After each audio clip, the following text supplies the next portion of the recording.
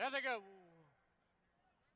From the rail, no people put right on the early lead, but driving up hard, here comes Hoax. Lucy Treasure settles into third. Wandalita is fourth, and Class Code is the early trailer.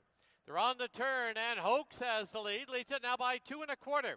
Racing along in second is No People. Length and a half back is Lucy Treasure. Class Code advances on the inside of Wandalita. The opening quarter in 23 and 2. As they race by us now for the first time, it's Hoax controlling the tempo, leading it by a length and a half. No People, here comes Wandalita, 3 deep. Lucy Treasure's in between them. Class Code is saving ground at the rail. Into the clubhouse turn they go, and it is still Hoax with the lead. Half, 47 flat, speedy half, and Hoax leads it as they run past the half-mile marker by a length and a quarter. No People second by a neck. Down on the inside, Class Code in third. Wandalita on the outside fourth, 2 1/2 off the lead. Lucy Treasure now shuffled back to fifth. Past the 3/8 they go, and they're still chasing Hoax. Hoax still leads it now by a tight length. From the outside, No People. Class Code along the inside. Wandalita now giving her cue on the outside, and Lucy Treasure. 6 furlongs, 1:12 and 1. 3/16 from home, and Hoax is under pressure. Class Code is right there and has gone right on by. Wandalita's on her outside, and down the lane they come. It is Class Code with the lead. Wandalita trying to get to her late. Deep stretch now. Class Code by 2 1/2. Class Code wins it in the clear. Wandalita second, Hoax third, Lucy Treasure, and No People.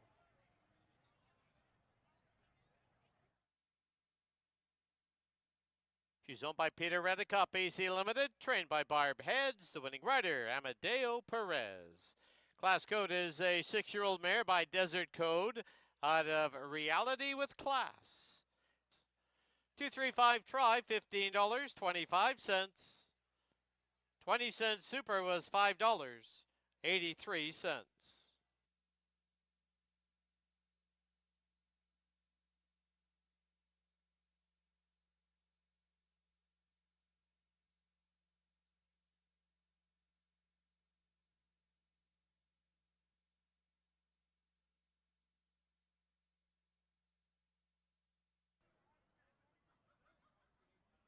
There they go. Ask Me No Questions, put right on the early lead. Don W. now drives up on the outside, and at the rail is Lucky Cowboy. As they pass by us now for the first time, it is Ask Me No Questions by a length and a quarter. Shifting off the rail now is Lucky Cowboy. 2 1/2 lengths back, Don W. Rolly Spirit. On the outside is Champiosa. The early trailer, Crypto Money. As they run to the half-mile mark, Ask Me No Questions leads it now by 3/4 of a length. From the outside, Lucky Cowboy second by a length and a half. Don W. settles in third. On the outside is Champiosa in fourth. Rolly Spirits at the rail. The trailer, Crypto Money, but he's only 7 off the lead. Opening quarter went 22 and 3. Past the 5/16 a half, 46 and 3. And Ask Me No Questions still pressured on the outside by Lucky Cowboy.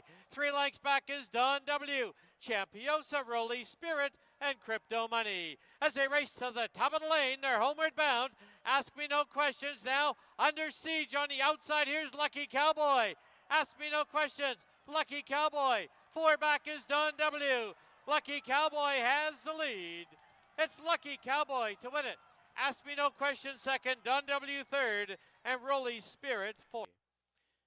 He's owned by the Willow Creek Farms, trained by Steve Henson, the winning rider, Antonio Reyes. 3 in a row for Lucky Cowboy. He's a full-year-old gelding by Bakken out of Bryce's Fire, bred in BC by Gladys and Karen Didloff. 1760. 1354, 20-cent super, $7.06. Double 2 and 1, $21.50. Post time for the third, 19 minutes away at 8 o'clock.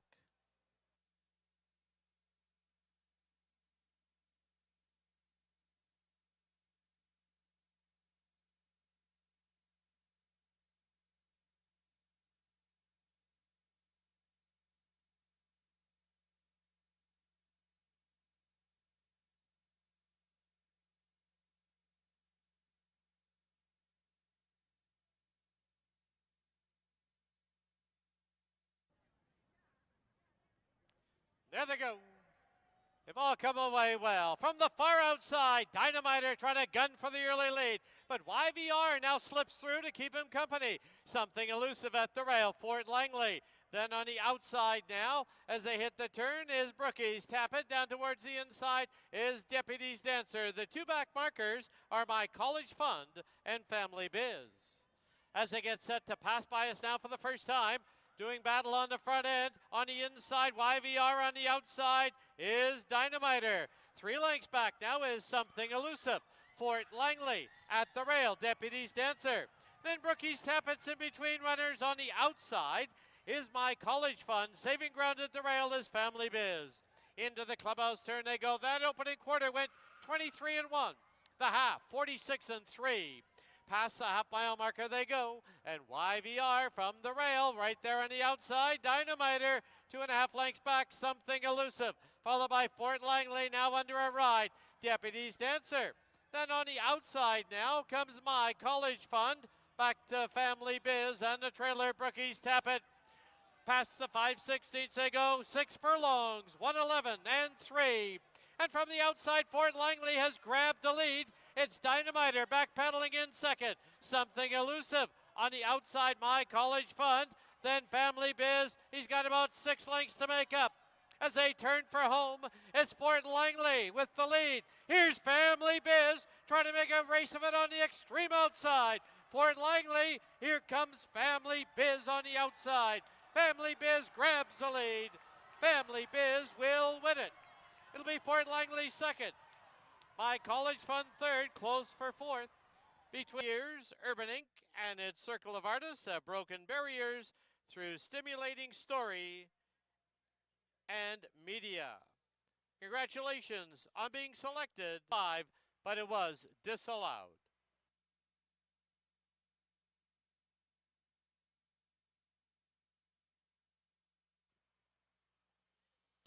Field of 8, $4,000 claimers. We're going 6.5.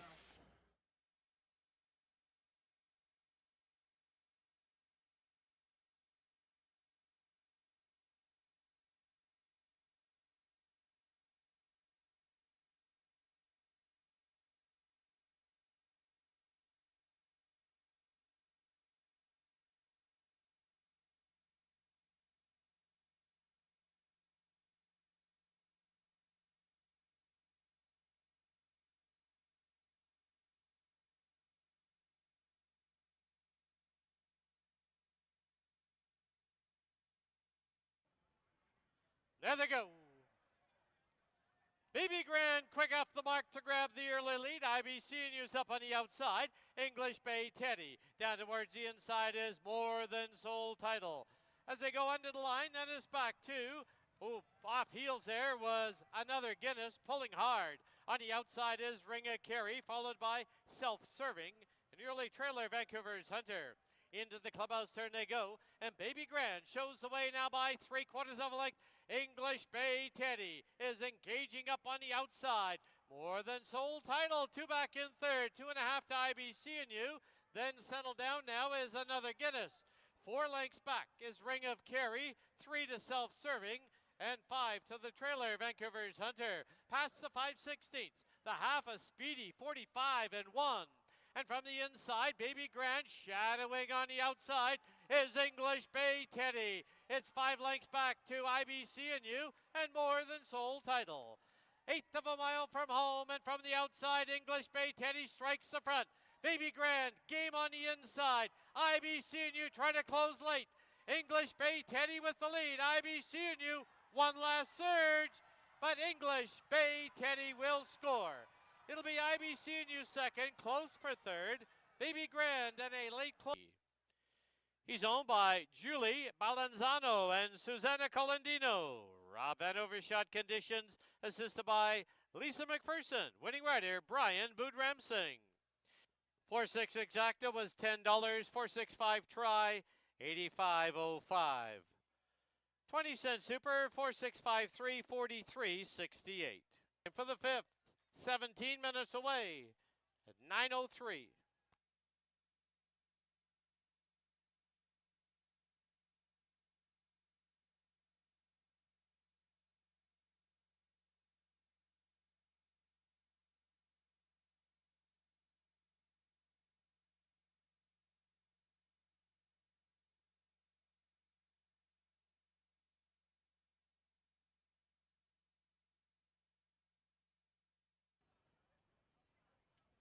There they go. They've all come away well. Buttonwood Tree put right on the early lead. Stay Fantastic on the inside. Neighbor now drives up on the outside. Wisely played in that leading group.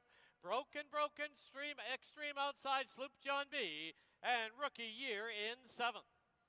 They're on the turn now, and coming away with the lead is Buttonwood Tree. Buttonwood Tree leads it by a tight length. Neighbor second by 3/4 of a length. Down on the inside is Stay Fantastic. Far outside, Wisely played. Then it's back to Sloop John B. Broken and Rookie Year. Opening quarter went up in 24 flat. Under the line now it is Buttonwood Tree with the lead. Neighbor 3/4 of a length back on his outside. Stay Fantastic saving ground at the rail. Wisely played on the outside. He's about 3 off the lead. Followed by Sloop John B. Broken and Rookie Year. Past the half-mile mark they go. The half went up in 48-2. As they head down the backstretch, Buttonwood Tree still by a tight length now. Neighbor second by a length and a quarter. Stay Fantastic is now called on in third. Wisely played fourth. Then Sloop John B. Broken and Rookie Year. 6 furlongs went in 1:13 flat. They're midway on the final turn, and it is on the inside. Buttonwood Tree on the outside. Neighbor Wisely played 2 back in third. Stay Fantastic still about 4 off the lead. As they turn for home, Buttonwood Tree comes home now with a length and a quarter lead. On the outside is Neighbor. Stay Fantastic and Broken. Buttonwood Tree goes all the way. Neighbor will be second. Tight photo for third. Stay Fantastic. Into the winner's enclosure, the winner of the 5th, number 2, Buttonwood Tree. Owned and trained by Dave Milburn, assisted by Lisa Balson.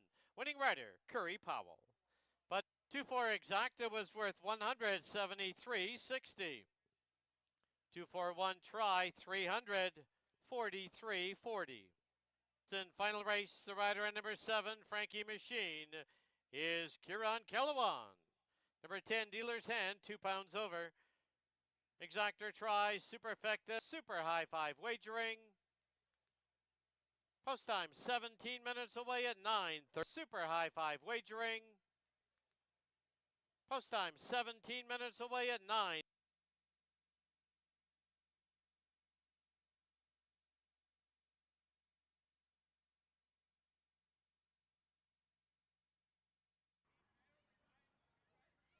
There they go. Barney Google was off a step slow. Country Cowboy, though, shoots right out for the early lead. But here comes Dealer's Hand from the far outside. You Don't Own Me also now looping up on the outside. Down towards the inside comes Value Max. As they hit the turn, it's now Dealer's Hand with the lead. You Don't Own Me's on the outside. Pulling hard on the inside is Value Max. He'll need a way through. Then it's Patty Dioro, Country Cowboy. Back to Ready Hero racing along. Then 4 lengths further back is Jock Talk. Then we have Barney Google. Goodbye Putin. And the trailer is Barney Google. Barney Google about 14 off the lead. As they go into the clubhouse turn, the opening quarter, 24-2. As they head to the half-mile mark, it is now You Don't Own Me with the lead. Value Max right there on the outside, followed by Dealer's Hand. Patty Dioro's got a great spot at the rail in 4th. Then it's back 2 on the inside, Ready Hero. On the outside, Country Cowboy. Frankie Machine's got about 6 to make up. Jock Talk, Goodbye Putin, and Barney Google. Into the far turn they go, 6 furlongs up in 1:13 flat, and now a quarter mile from home.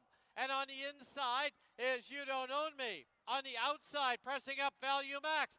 Country Cowboy now loops up 3 wide. Right there, Frankie Machine. Far outside is Jock Talk. As they turn for home, it's a wall of horses. But on the inside, sneaking through, there's Patty Dioro. Patty Dioro, Frankie Machine moving in. Right there also, Ready Hero. But it will be Frankie Machine to win it. I think it's Patty Dioro over Ready Hero and a cluster for 4th and 5th. $185. Superfecta was $84.09. Delayed double 2 and 7, $150.30. That sixth race. Number 6, Goodbye Putin, claimed by Jordan Froelich and Ryan Dayat. Trainer Nicole Rycroft. Continue here tomorrow afternoon. First race will be 2:30. On your way out, if you want some entertainment, live music, stop by the Eclipse Lounge from 9 to midnight, featuring Paul Fillick. Thank you for watching and wagering on Hastings. Once again in the winner's enclosure, winner of race 6, number 7, Frankie Machine, owned by the Willow Creek Farms and Fabio Chiesa, trained by Steve Henson. Winning rider, Kieran Calawan.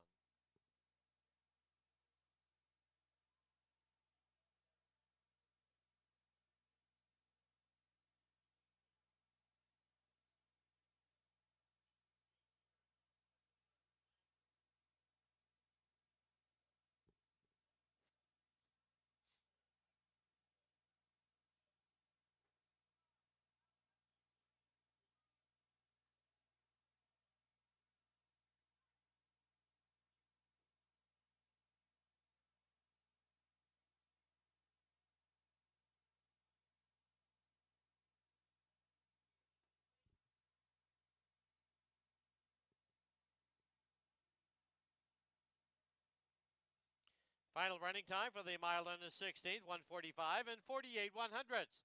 It was a claim in that sixth race. Number 6, Goodbye Putin, claimed by Jordan Froelich and Ryan Dayat. Trainer Nicole Rycroft. That'll wrap up our Friday night card here at Hastings. Don't forget live racing does continue here tomorrow afternoon. First race will be 2:30. On your way out, if you want some entertainment, live music, stop by the Eclipse Lounge from 9 to midnight, featuring Paul Fillick. Thank you for watching and wagering on Hastings Racecourse. Until tomorrow, drive safely. Good night.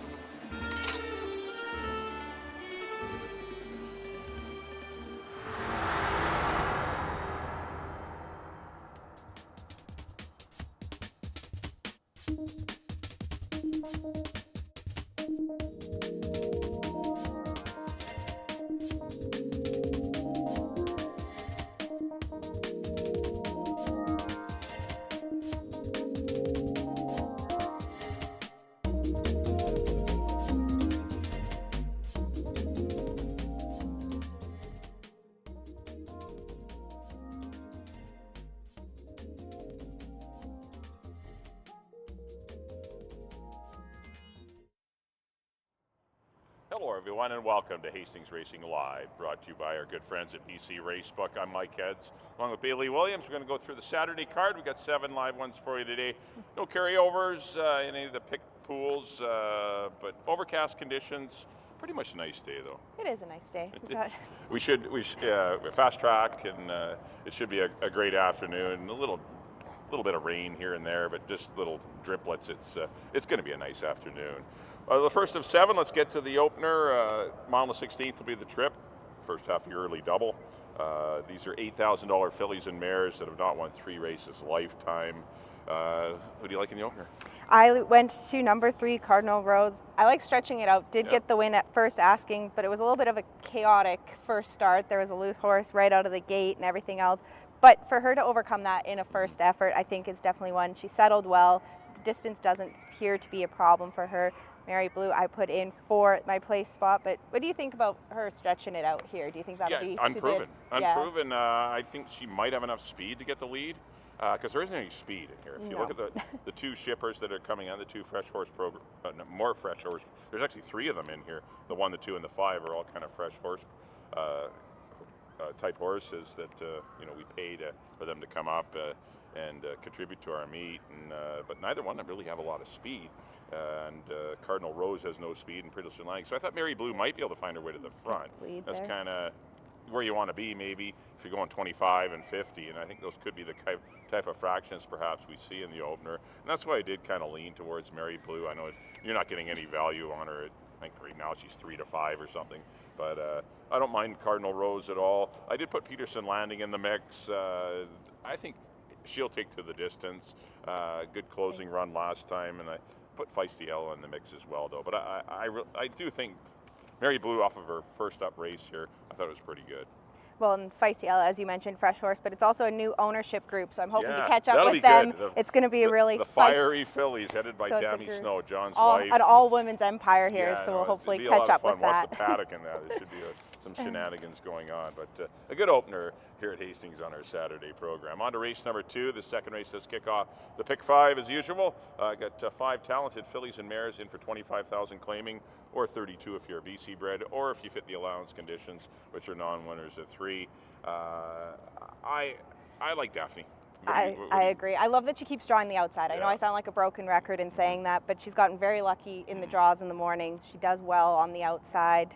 Unfortunate to cause a little bit of interference down the lane last time, but she's wired in great right now. Sammy. Yeah, I agree. I think her and Celerity and above average is dropping out of stakes company, so that's another interesting one I thought in here. But Daphne should find her way to the front. I don't think she was going to get beat last time, but I could see the stewards taking the number down. It was a pretty severe check in mid-stretch, and but Daphne was going well. And the mile on the 16th isn't a problem.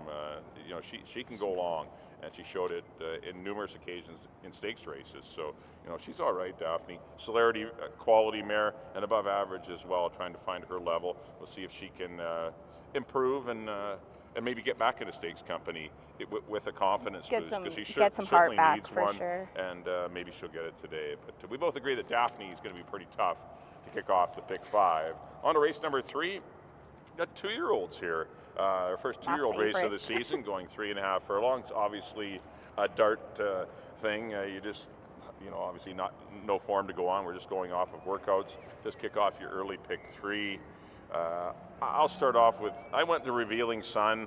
I mean, there's no secret the horse has been working well. Patty Leaney likes to work her horses fast, and they do go quick in the mornings. She's a half-sister to Ivana, who won the first 3-year-old filly stakes race. So she's got the pedigree. She's got some morning works. She looks to be quite precocious, and nicely drawn in gate 5, and Karen Kellawon coming off another great day yesterday with 2 wins as another live mount here. And I put the Mel Snow horses in behind Breeze and Brienne, and why not so a winner? I do agree, and with 2-year-olds, like especially going 3.5, drawing closer to the outside does tend to help you. You're not stuck standing in the gate as long. It allows for a mistake. Yes, you can have that little stutter and still regain position well into that first turn. But those 3, the 4, 5, and 6, all have nice gate works too in prep for this race. It's the one thing too. They're sharp and on their toes. But Steve Henson's stable's been going well. He's got 3 of them in here. They're all drawn on the inside. It'll be a good race. Watch the paddock always. See which horses are misbehaving or behaving well, and you might be able to zone in on a winner. But definitely off of workouts and what we've seen, on paper, the outside 3 horses look pretty nice. Yeah, there's still 3 stages from the paddock, post parade to the gate. To go. So we have post parade, yes, and then the Iron Monster, the toughest one to get into the starting gate. On to race number 4. We got a field of 4 now. Unfortunately, we've lost the 5 Crown Council. He's scratched the 5 Crown Council. It says kick off the pick 4. We're down to a field of 4. This did hurt. The price I know you like the horse too. Shocked the house, but I would like to have seen Crown Council in there, but I think we're going to get no price. No, Shock the House was quite impressive going 3.5. I would have liked for him to have maybe tried the 6 furlong distance for his 2-year-old debut, but he was galloping out super game that day. He's a very big, good-looking horse, trains with authority, which you always like to see. So Brian O'Connell's been very patient getting this horse to his season opener. I went to the one Shock the House, and what's shaken was quite impressive. Good I think run. He learned a lot. You could see mid-stretch the light bulb was kind of coming on, and he was understanding a little more of what was being asked of him. Yeah, I'm supposed to go a little more. Yeah, and they're not my friends. I'm supposed to pass them. There was another gear in there, which was good to see. That's my exactor play in here is 1-4. 1 and 4. Yes. I like the. I can't get off the one horse Shock the House. I've seen him in the mornings. He's done well, as long as the number 1 post doesn't do him in or something. He's a talented colt, and I look for good things from Shock the House. I put Rumbaba in the mix as well. I don't mind this horse. The Mavens have a couple nice 2-year-olds in Westminster and Rumbaba, and I put this one in as well, in addition to what's shaken. So we both agree one of 2 first-time starters in here. Yeah, we got Sunbirds. Evander Keane, too. That one's a newcomer for Terry Jordan, and Sunbird. So bought this horse last year, and definitely some talent there, and we'll see if it does move forward. But I think it's a pretty tough race. The one I've seen the most, and I know you have too, that looked the best is the one Shock the House and many of the runners. Right on to the 5th race. Once again, a field of 5 here. Non-winners a 3 lifetime. They're going 6.5, kicking off your late big 3. For me, it was 1 or 3. I could toss a coin here. Amadeo goes to the 1. Usually he makes the right choice, and I went counteract. I think he's got a little more seasoning, but Curlin Rocks won pretty easy last time, and I put 9-1-1 in for 3rd. I went 3-1 and 4. Yeah, I went 1, 3, and 2. I think Gunfighter definitely needed that race. It had almost a 2-year layoff. I think that this company would. Terrible beginning. They're lucky to stay aboard and get the stride back underneath them. So I went 1, 3, and 2 here. Kicks off that late pick 3 wager. So we both agree that the 1 and the 3 are a pretty good exactor box in race number 5, which is the Erman McLaughlin Senior Purse. Former trainer here at Hastings. His son, Erman Jr., is a valet in the jocks room, and it's great to see a race named in his honor. He was one of our top trainers, top stakes trainers. He trained a lot of really nice horses here in the 70s and 80s, and for George Cully and numerous owners. He was a big mainstay here in the big races, Erman McLaughlin Sr., and we did lose him earlier this year. And it's great to see you having I know he'd love it, having a race named in his honor. And the whole family out for the afternoon. The whole family out, which is great. On to the 6th race. Got a field of 6 here. We got some $4,000 claimers, conditional ones going, or fillies going 6.5 furlongs. I've gone to the 4 Miss Accelerate.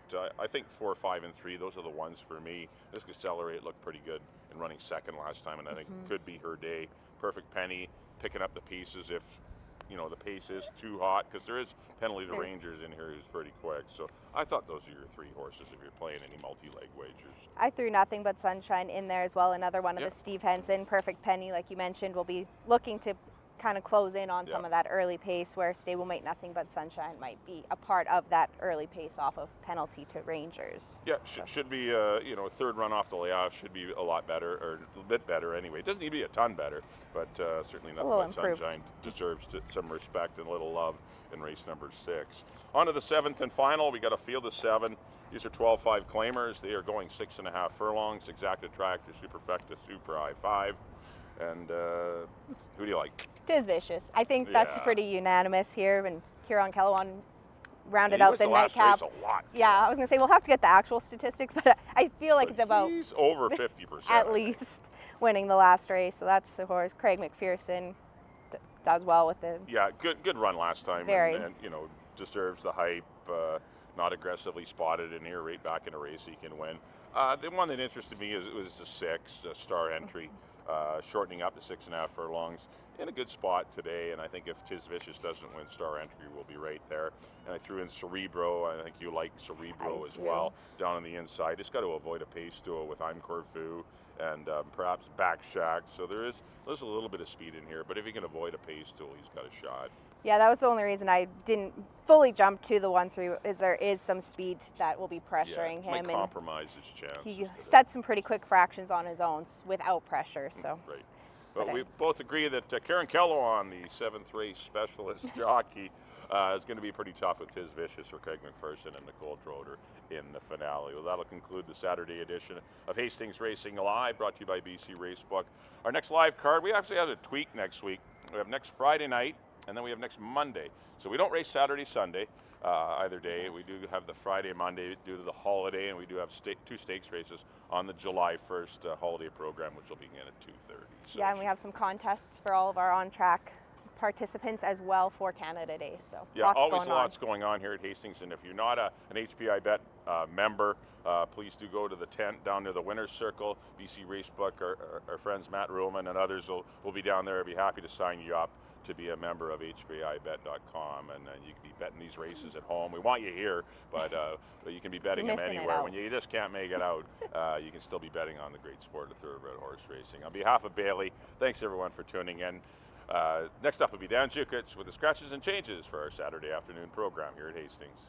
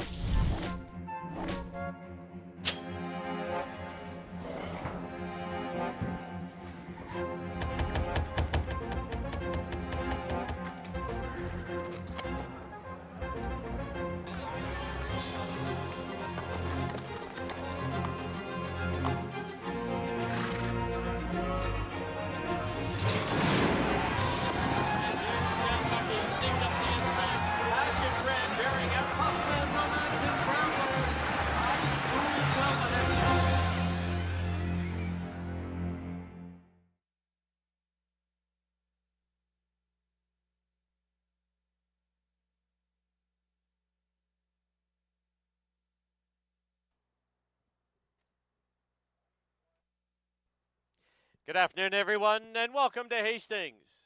Track condition at present is listed as track fast.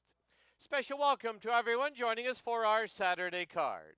Now please turn to the official programs for this afternoon's corrections and changes. In the first, number 1, Feisty Ella, 2 pounds over. Number 3, Cardinal Rose, is 2 pounds over. No changes in the second. In the third, our first 2-year-old race of the season, 3.5 furlongs the distance. Number 2, Sweet Gypsy Rosa, 3 pounds over. Number 5, Revealing Sun, 4 pounds over. Number 6, Why Not's a Winner, 6 pounds over. In the fourth, number 1, Shock the House, 1 pound over. Number 4, What's Shaken, is 3 over. Scratch number 5, Crown Council, no superfecta wagering. Race 4 does kick off the pick 4. In the fifth, number 4, 911, is 2 pounds over. In the sixth, number 1, I'm All Shook Up, 2 pounds over. Number 6, Flying Miss, is 1 pound over. And in the seventh, claiming price on number 7, Parker Point, is $10,000. Correct the weight to 116. Those are all the changes and corrections to the present time. At this time, just a reminder, please make your wagers as early as possible. At this time, Hastings would like to welcome our Saturday groups. They include DA Architects, Matt Mohaka, Catherine Olson, family and friends of the late Erman McLaughlin Sr., and happy 29th birthday to Michaela Logan. Don't forget, live racing does continue here next week. Please note, next week it'll be Friday night and the holiday Monday, Canada Day. And as you see in the screen, we have a Canada Day Best Dress Contest.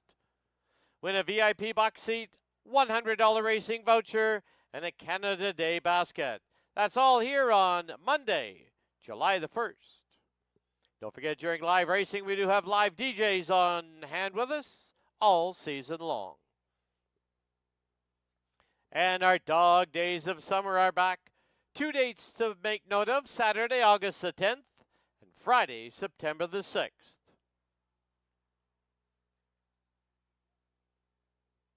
Thank you for your attention, and good luck.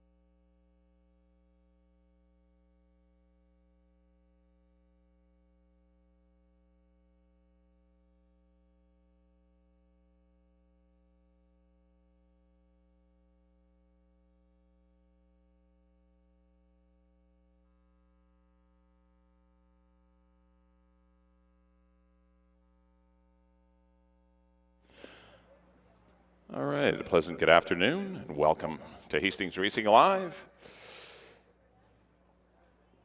Slightly overcast, kind of muggy conditions. 7 races today. Got a field of 5 to kick things off. Fillies and mares, non-3 lifetime. They're going to go a mile and a 16th. Got those early daily doubles, exactus tries, and supers as well here on the first. And you're looking at number 1. This is Feisty Ella, claimed by the Fiery Fillies stable, trained by Tammy Snow. This is John Snow's wife. Former jockey here at Hastings. But they claim this daughter of Smiling Tiger, and of course eligible for the Fresh Horse program, which pays you about $7,500 for 3 starts for any new horses that come in. I don't think she'll mind the mile in the 16th. Pretty comfortable 105 work in her lone official workout here at Hastings since arriving in Vancouver. Bebeto Harvey will be the pilot. I just wish there was a little more speed in here for her. She doesn't appear to have a whole lot of pace to her. So she will be running late. We'll see if she can catch them all. Currently sitting at 8-1. That's the one. Feisty Ella. Number 2 will be Caddy Dom. Veteran mare, 7 years young. It's the 2 wins from 29 tries. Racing in a lot of New Mexico bred races at Sunland and Zia Park and Albuquerque and Sunray Park. Those are the 4 tracks in New Mexico. Shipped over to Turf Paradise for the 1 run. No success there, going a mile. Been here for a bit for Nancy Betts. She's had a great start to the season. Had 3 decent works since arriving here at Hastings. And Kara Kellawan, who's been riding well, gets the assignment. Another one without early speed. So one thing you note about this race, there isn't any speed in here signed on. 6-1 right now on Caddy Dom. 3 will be Cardinal Rose, undefeated filly. Beat a pretty soft group of maiden bottom horses by about 4 lengths. Did it quite nicely, though. She was a little slow early and just blew by them late. Ridge Balgobin back aboard. For Neil Braithwaite and Keith Peterson. There's a good look at Cardinal Rose.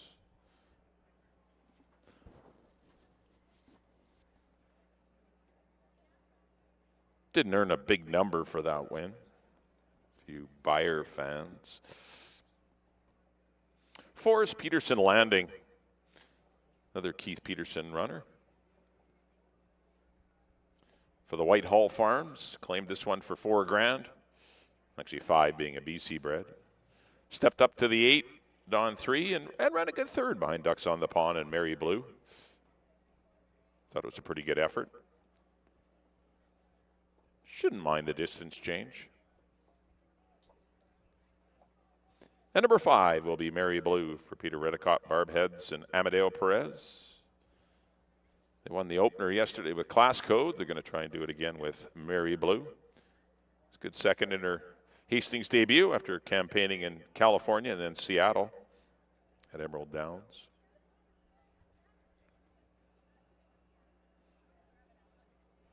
Showed pretty good speed last time. She actually did leave the gate pretty good and was up close to that 22-1. Never really showed speed in her races down south.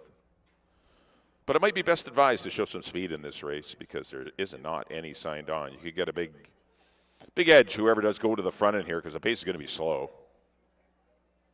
If you're up front on a slow pace, you got a good chance of sprinting home and winning the money.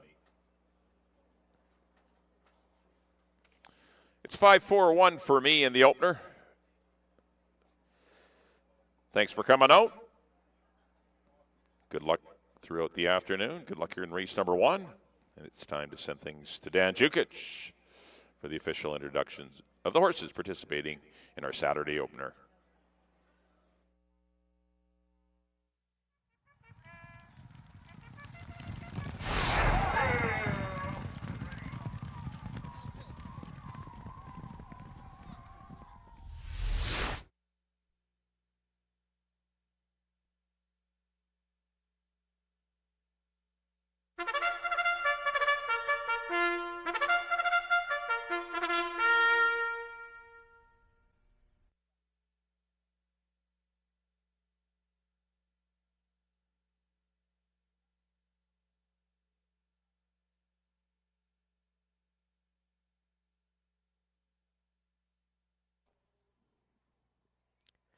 The horses on the track at Hastings for the opener. It's a field of 5. They're going to go a mile and a 16th. First half of the early double, Exactor Try and Superfecta Wagering. Post time in 7 minutes.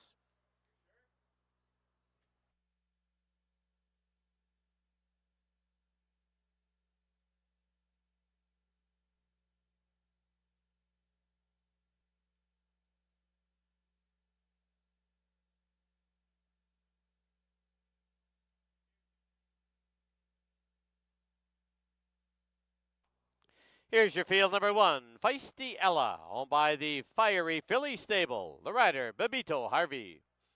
Number 2, Caddy Dom, owned by Mainline Stables, Jessica Minicello and Gregory Pick. Kieran Kellawan in the saddle. Number 3, Cardinal Rose, owned by Richard Braithwaite, Ridge Balgobin up. 4, Peterson Landing, owned by the Whitehall Farms with Kamal Santo. And number 5, Mary Blue, owned by Peter Redicott, BC Limited. The rider is Amadeo Perez. 6 minutes to post time. And as we kick off our Saturday card, let's go down to the paddock and Bailey Williams.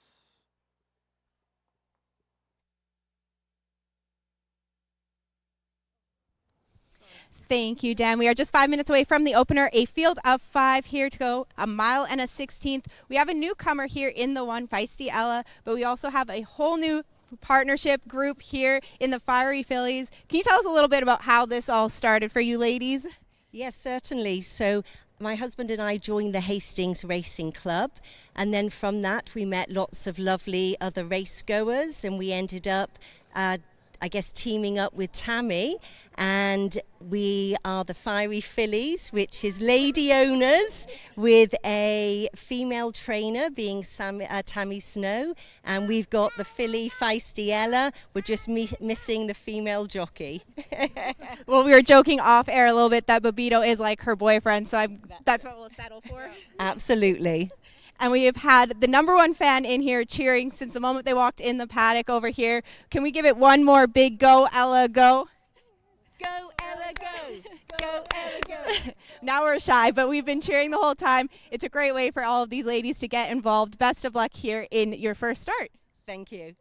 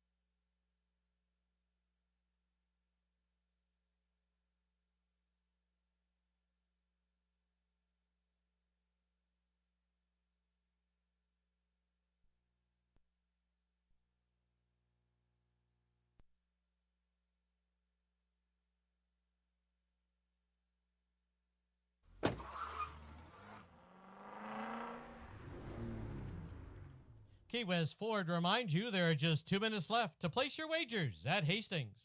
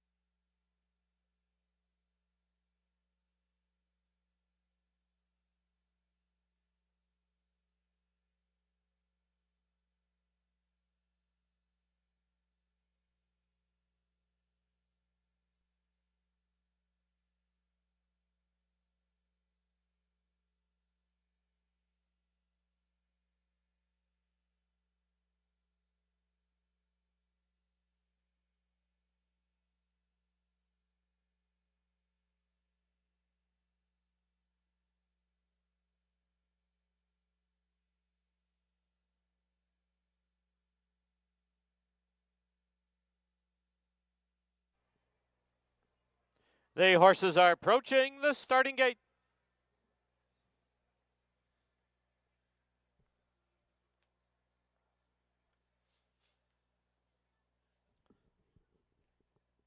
Loading in now for the opener at Hastings. First one up is Feisty Ella,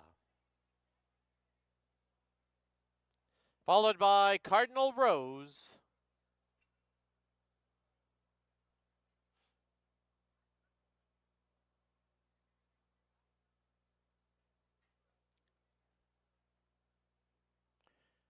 There's Peterson Landing into gate 4. Catty Dom, gate 2. The outside gate will be Mary Blue. 5 in, they're at the post. There they go. From the outside, Mary Blue put right on the early lead. Cardinal Rose right there. At the rail is Catty Dom. Length and a half back, Peterson Landing, and 2.5 to Feisty Ella.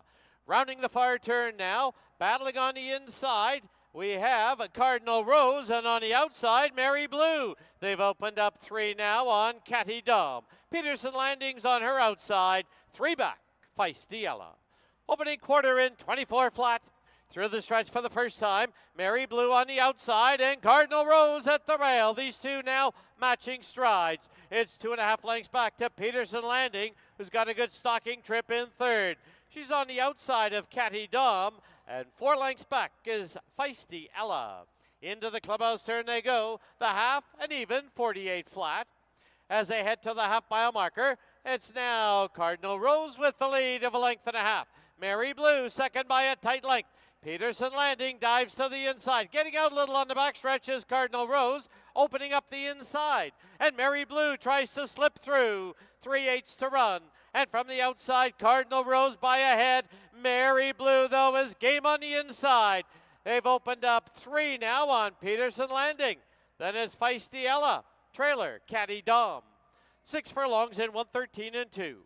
They're midway on the final turn, 3/16 from home. And Mary Blue leads it now by 1.25 lengths. It is Cardinal Rose second by 2.5, and Peterson Landing third, and down the lane they come.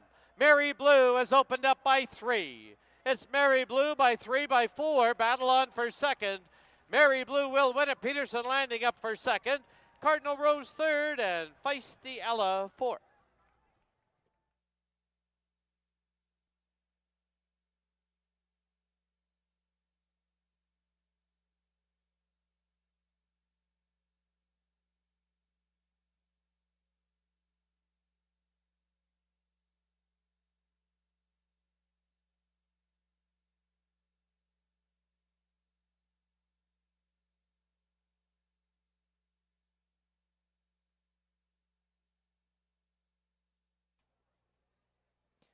On the board, the unofficial winner, number 5, Mary Blue. Number 4, Peterson Landing second. 3, Cardinal Rose third. 1, Feisty Ella fourth. 5, 4, 3, 1, unofficial.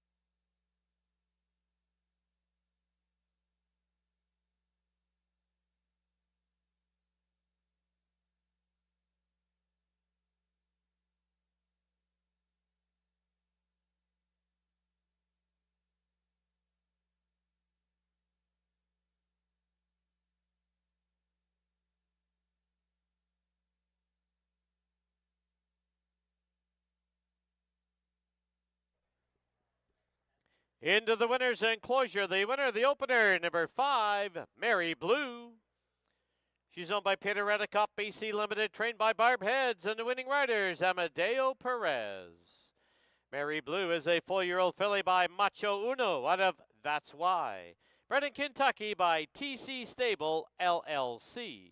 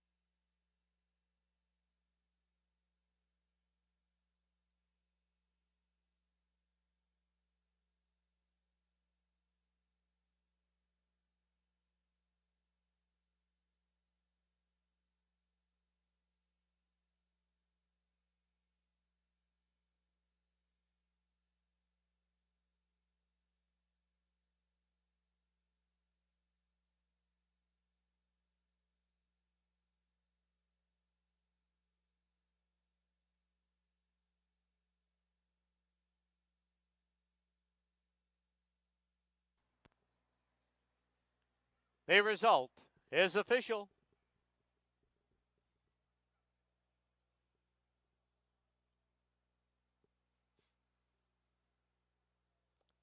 $5-4 exacta was $3. 5-4-3 try, $8. 5-4-3 1, 20-cent super, $4.07.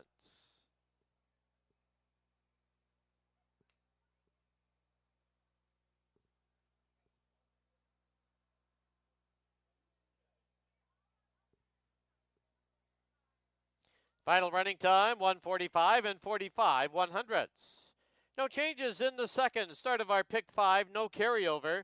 Post time, 19 minutes away at 3 o'clock.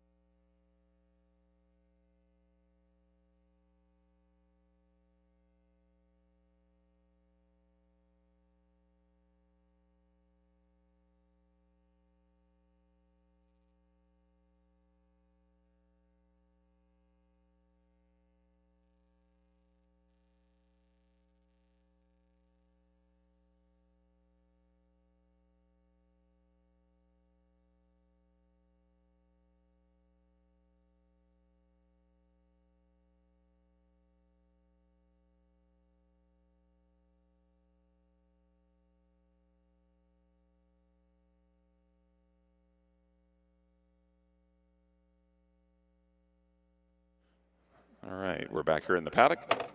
Time for race number 2 here at Hastings. Second race is for $25,000 fillies and mares. They're going a mile on the 16th. Also non-3 lifetime. It's kind of an optional claimer. Just kick off the pick 5 on races 2 through 6. We also have Exacta Triactor and Superfecta Wagering here on the 2nd. Well, congratulations to Peter Redicott, Barb Heads, and Amadeo Perez. On quite a roll. 2 stakes last week. Class Code yesterday, Mary Blue today. 4 in a row for the connections. As the heavy favorite, good run from Peterson Landing to be second. Good run from Cardinal Rose as well. She did a lot of things right, did a couple things wrong down the backstretch, but she still held on well to be third. But Mary Blue in the opener as the 1-2 choice. Here's the one. This is above average. Certainly is above average. Pretty nice filly. She earned just under $100,000 last year. Won the BC Oaks. Tried allowance in Stakes Company against older mares and has found it a little tough. So they're going to try her in a claiming race. She's in for the $32,000. Tony Reyes will be the new pilot on her. I think she'll love the distance change. Get back up to what she was doing best last year. But she's got to get back on her game, and because this race didn't come up that soft. I know she's dropping at a Stakes Company, but got Celerity's a stakes winner. Daphne stakes placed, or stakes winner, sorry, and Nene's a stakes winner. You got some pretty nice fillies in here that are, in this salty little $25,000 allowance race. So above average, better be at her best. We'll see if she is, but definitely an easier assignment for her. Not surprised to see her getting a lot of play. She's the 5-2 co-third choice, but certainly a better chance for her today. Looks good here in the paddock for the Canmore Farms and Mark Cloutier. Number 2 will be Nene for Robin Sheena Mabin. An even third behind Daphne and Celerity in her last. Thought it was a good race. Shook off some rust. She'd been off for quite a while. Does own a win at a mile and a 16th. She won the Fantasy in 2022. Abbreviated campaign last year.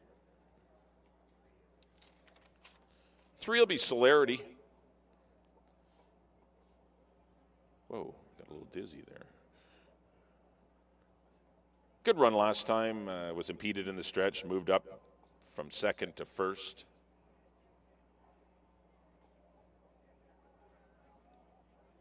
She's a former stakes winner going along. She won in Alberta and going a mile and an 1/8. The distance isn't a problem for her. She's an 8-year-old daughter of mass market. Just the stakes horses are just beyond her now at her advanced years. But she's still got game, and she showed it in both of her runs this year and was benefited by a disqualification to get the win last time. She'll run her A race. She's a good quality mare. Good breeze in 48-1, setting her up for this race today. Amadeo and Barb looking for another one. Currently at 2-1. 4 will be Lola M.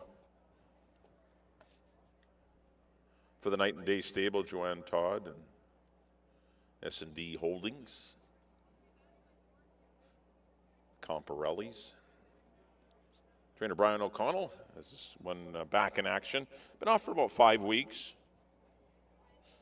A distant second to Bunny last time, but Bunny was just freaked. Went 1:16 flat. It was a crazy good time. She was a wire-to-wire winner at this distance in a non-2. Ran 5th in the Hong Kong Jockey Club on BC Cup Day before going to the sidelines.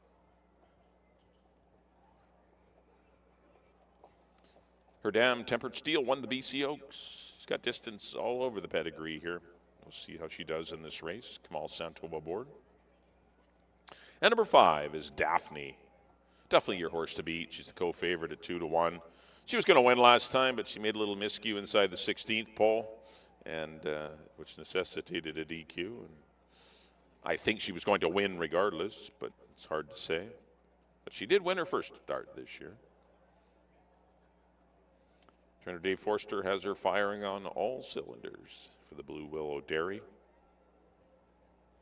Her speed makes her dangerous, and she carry her speed a mile and 16. So she's my top pick. I went 5, 3, and 1. It's kind of the way I see it here in race number 2. This does kick off the pick 5. You pick 5 players. You probably got not a tough assignment today. There's some races where you can do a little good and don't need to have too big a ticket. But to just start here in 8 minutes. Good luck here in race number 2.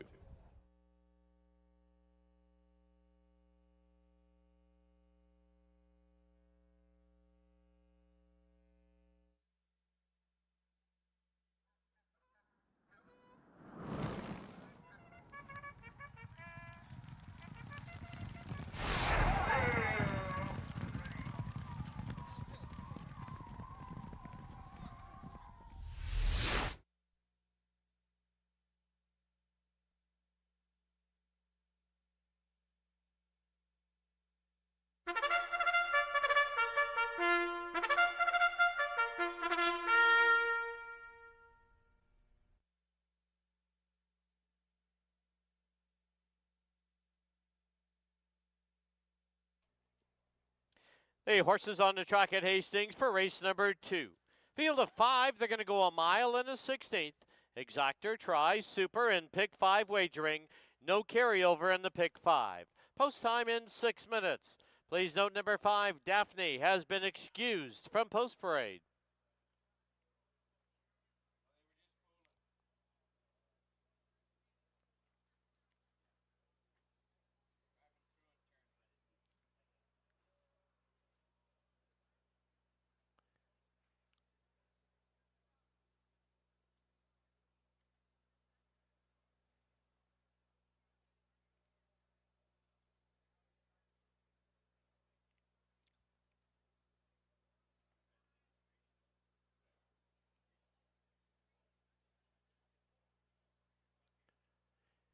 Here's your field for the second, number 1, Above Average, owned by the Canmore Farms, the rider Antonio Reyes.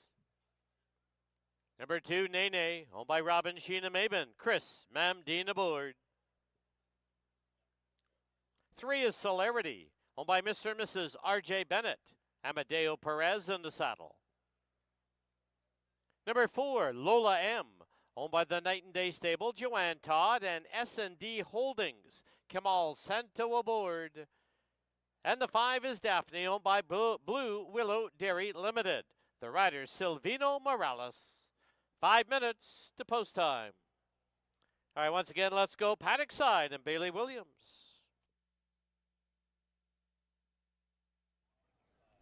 Thank you, Dan. Just 5 minutes away from race number 2, which does kick off that pick 5 wager, races 2 through 6 in here. I'm going to the 5, Daphne. Technically 2 for 2. She did get disqualified with a little bit of interference last time out. I think this race going a mile and a 16th will be good redemption between her and Celerity. Lola M, another one that we haven't seen since running a very game second behind Bunny back on May 11th. We've seen her come back with a nice 5/8 work in 1:03. She does like to go the distance long here. We'll see how well she can settle with Daphne. I think has a little more speed, might be able to clear over and determine the early fractions. She did have a nice half mile in 48-1 coming into this race. Silvino Morales does stay aboard over a few other options that he does have in here. Above Average is getting a little bit of class relief to see where she maybe fit in her 4-year-old year. She had a great 2-year-old and 3-year-old campaign. Still trying to find her stride here as a 4-year-old running against some of these seasoned horses. Definitely one that you don't want to overlook and will include into your superfecta wagering. I went 5, 4, 3 here in race number 2, which does kick off that pick 5. Best of luck with your wagers.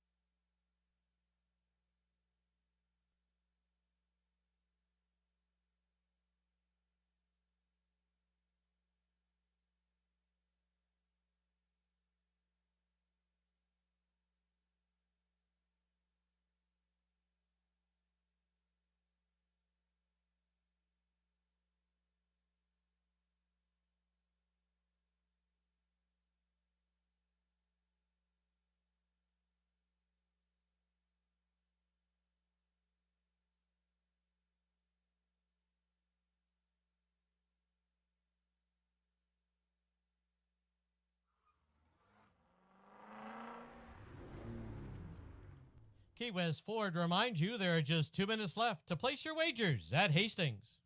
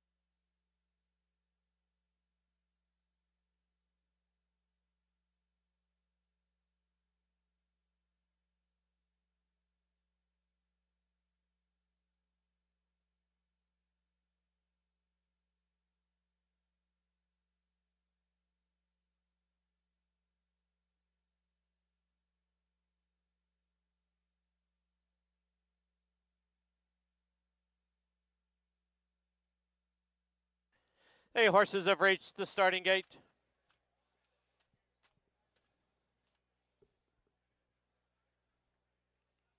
Loading in now for the second at Hastings, above average to the inside gate.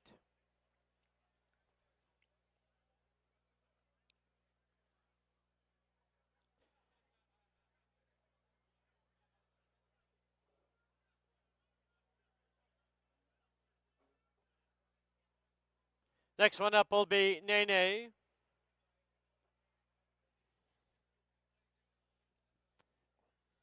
Celerity to gate 3.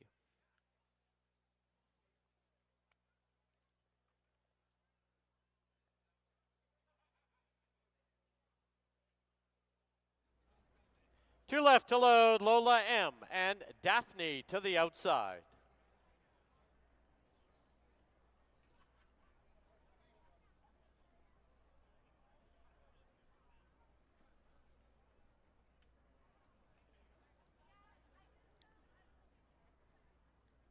Lola M, followed by Daphne. We have 5 in. They're at the post.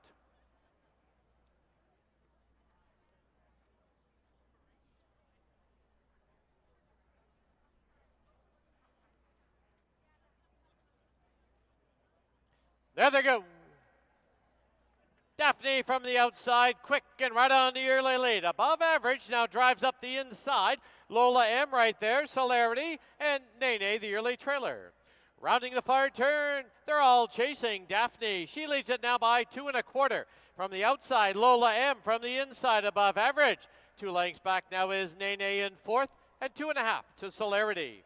Opening quarter, a lively 23 1. Through the stretch for the first time, it's Daphne, clear by 3. Lola M from the outside and above average, saving ground at the rail. Celerity sits in 4th. She's about 6 off the lead. Nene sits in 4th, 6 off the lead. Celerity is the trailer. Into the clubhouse turn they go, and it's still Daphne with the lead now by 3.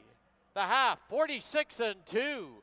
Past the half-mile marker they go, and Daphne takes the field to the backstretch with a 4-length lead. Above average, now Celerity starts her run on the outside. Nene's at the rail, and Lola M. 3 furlongs to run, and Daphne controls the tempo, but Celerity is in pursuit. She's now only a length off it, now a half, and she's going to breeze on into the lead. It's Celerity as they hit the far turn. 6 furlongs, 1:11 1. Celerity leads it now by a length. Daphne second by 5. Nene third, above average, and Lola M. 1/8 of a mile from home, and Celerity comes home now with a 2 1/2 length lead. But Daphne going to give her another go on the outside. It's Celerity. Daphne on the outside. Celerity by 2. Celerity will score. It'll be Daphne second, Nene third, Lola M, and above average.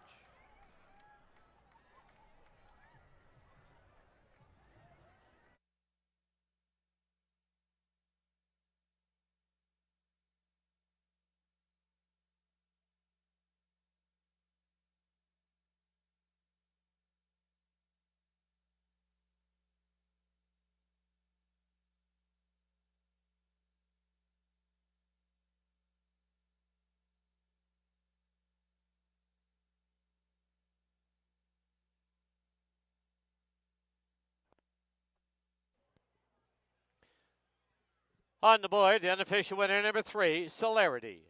Number 5, Daphne, second. 2, Nene, third. 4, Lola M, fourth. 3, 5, 2, 4, unofficial.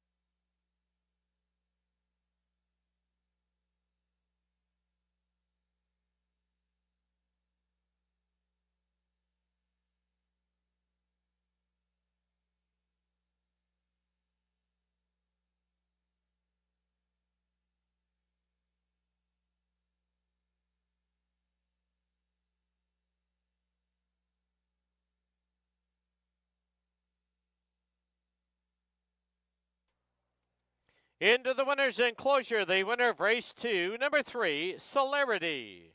She's owned by Mr. and Mrs. R.J. Bennett, is trained by Barb Heads, the winning rider, Amadeo Perez. Celerity is an 8-year-old mare by mass market out of sunny Solaro, bred in BC by the owners, the Bennetts. That's the early double for trainer Barb Heads and rider Amadeo Perez.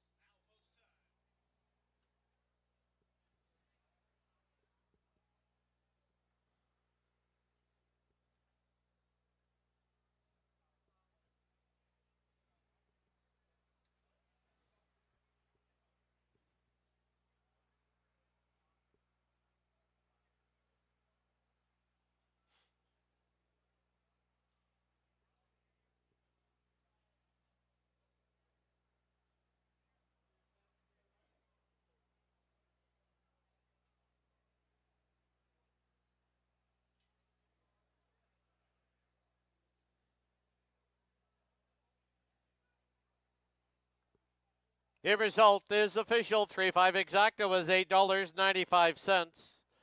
3-5-2 try, $26.80. 20-cent super, $15.31. The early double, 5 and 3, $10.50.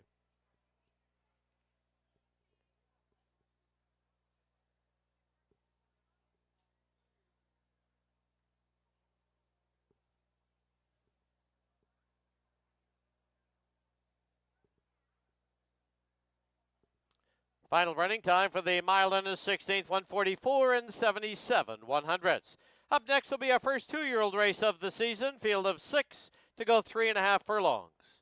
Exactor tries Superfecta pick 3 wagering. Post time 19 minutes away at 3:30.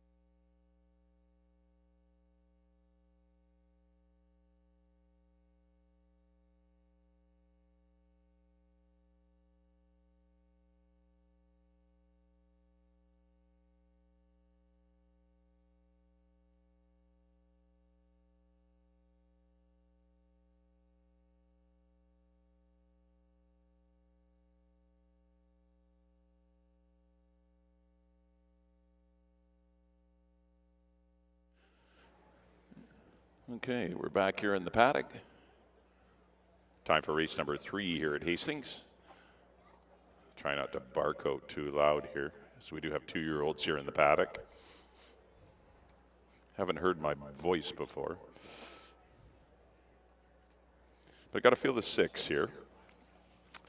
Going 3.5 furlongs. It's kind of a mistake-free race. You cannot afford to make any miscues because you just don't have the time to make up the ground. The race starts at the head of the backstretch and it goes to the wire. It's just a kind of half a trip around the track, and the ones that break well and do everything right generally win the money. But we do have, as I said, a field of 6 kicking off your early pick 3. We also have exacta, triactor, and superfecta wagering here on the 3rd. Well, back on race number 2, congratulations to Russ and Lois Bennett. They're still breeding winners. I think RJ's 94 now, Russ Bennett. But Russ and Lois Bennett, Celerity wins race number 2 under Amadeo Perez for trainer Barb Heads, running by a very stubborn Daphne. Daphne ran really good in defeat. But those 2 mares were well clear, but with Celerity in race number 2. Here's the 1. This is Mount Doom for the Willow Creek Farms and Lori Henson, and trained by Lori's husband, Steve. Antonio Reyes will ride, son of Bakken. Decent morning trials, 36-2, 49-1. The rail's not the best spot to be, though. That's the only tricky part. You better be good out of there. It's great if you have the rail and you're fast, but if you're not, it becomes a problem, because if you break a heartbeat slow, the pressure comes from the outside horses that break a little bit better than you, and you get squeezed back. And you're in the gate the longest when you have the 1 hole because you get loaded first. And sometimes horses, if it takes a little while, you know, they can fall asleep a little bit in the gate and not break well. And this is a race where you have to break sharp. Currently at 16-1, that's the 1, Mount Doom. Stablemate number 2, Sweet Gypsy Rosa, a filly by Finality, out of a Storm Victory mare, definitely bred to have some speed. Hasn't really shown it in the mornings as yet. Silvina Morales will ride. Well behaved here. Number 3 will be Max Says, colt by Counterforce. Looks like he's been working with Sweet Gypsy Rose. Final prep anyway in 51 flat. Amadeo rides. It's an encouraging sign, so this could be one of the good ones out of the Steve Henson barn, because Amadeo generally gets some pretty live ones out of Steve. 4 will be Breeze and Brienne for Conrad Rozenek and Mel Snow. Mel saddling a couple in here. 35-3 out of the gate. Very good move. And the mare, My Special Angel, comes from a very good family, including Excited Miss, and she's been a producer, My Special Angel. This is a good line, and it wouldn't be a shock. It's a win early line, too. They win races early in their careers, and she certainly looks the part. Brian Boudramsing rides. He would get, because Mel Snow has 2 in here, and he would probably get the little bit liver one. Number 5 will be Revealing Sun for Joe and Gloria Russo. Trainer Patty Alini. This one's had some fabulous works.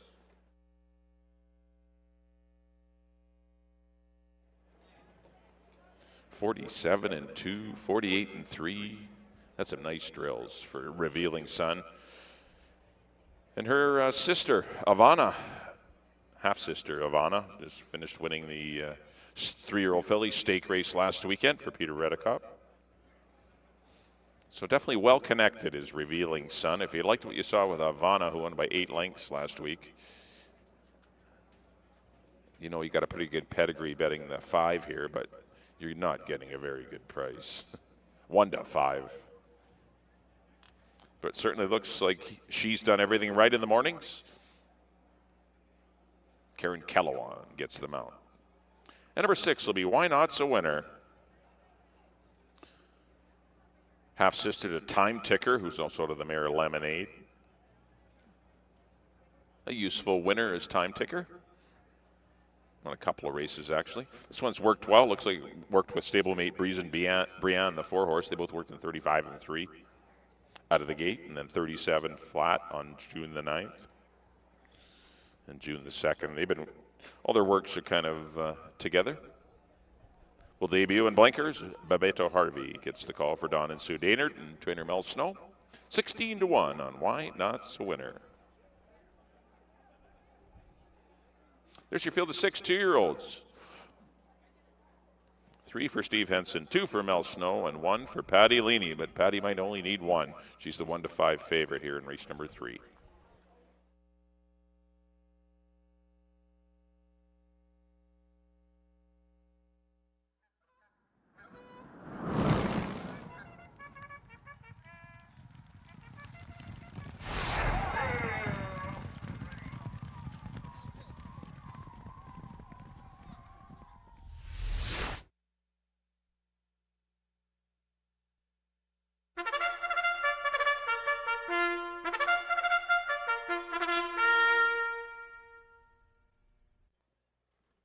The horses on the track at Hastings. Race number 3.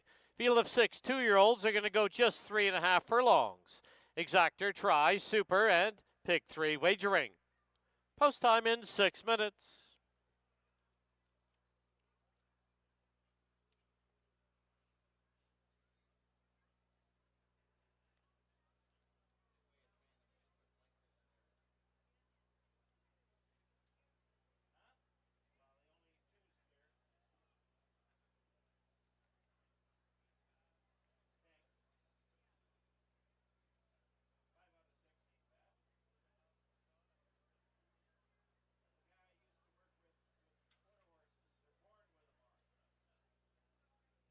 Here's the field. Number 1, Mount Doom, owned by the Willow Creek Farms and Laurie Henson. Antonio Reyes rides. Number 2, Sweet Gypsy Rosa, owned by the Willow Creek Farms. Silvino Morales in the tack. Number 3, Max Says, owned by the Willow Creek Farms. The rider, Amadeo Perez. Number 4, Breezin' Brienne, owned by Conrad Rozenek. Brian Budremsing aboard. 5, Revealing Sun, owned by Joe Russo and Gloria Russo. Kieran Kellewan up. And the 6, Why Not's a Winner, owned by Don Daynard and Sue Daynard. The rider, Bebito Harvey. 5 minutes to post time.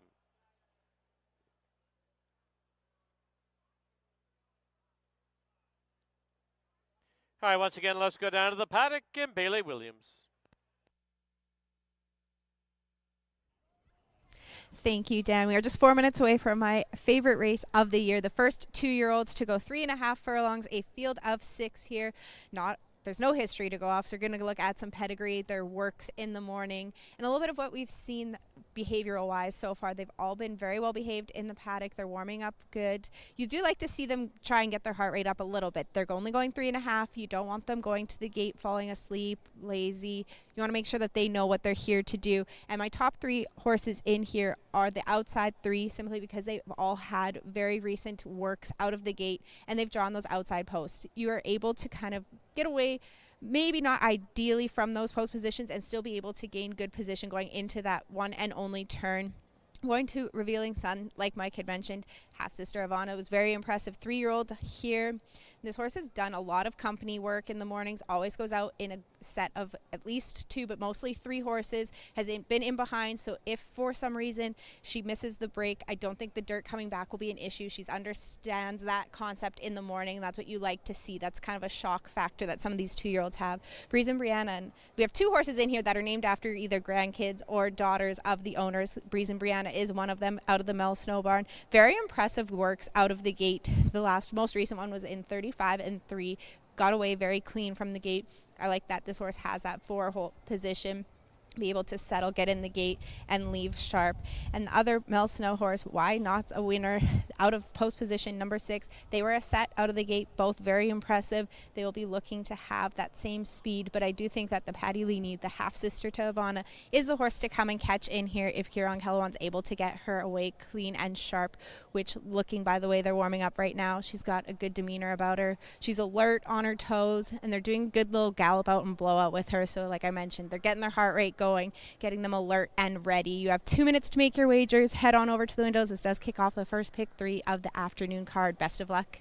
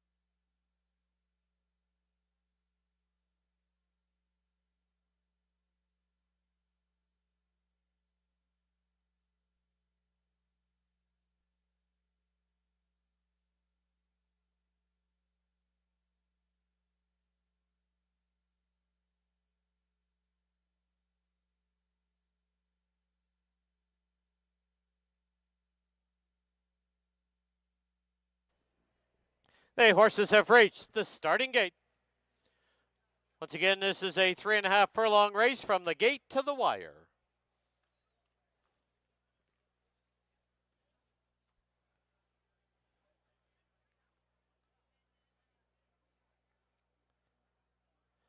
Loading in now for the third at Hastings. First one up will be Mount Doom.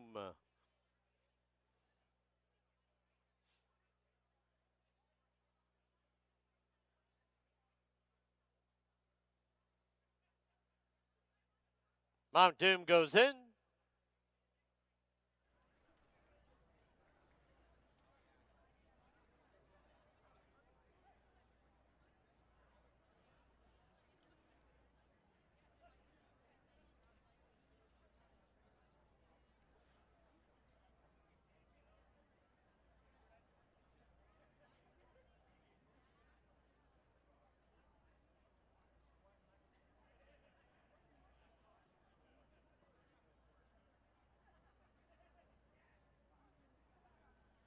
Next one up is Breezin' Brienne, gate 4.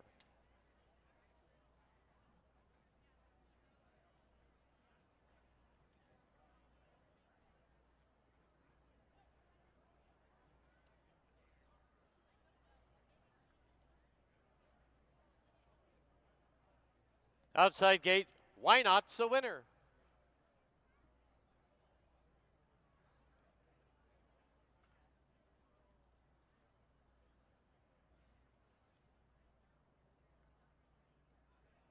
Half the field loaded. Next one up is Sweet Gypsy Rosa.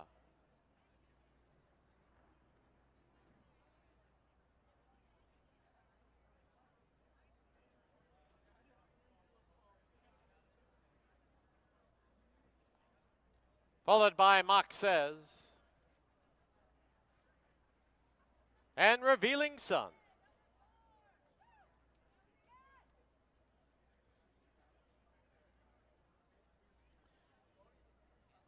Two Colts and Geldings, 4 fillies, 6 in. They're at the post.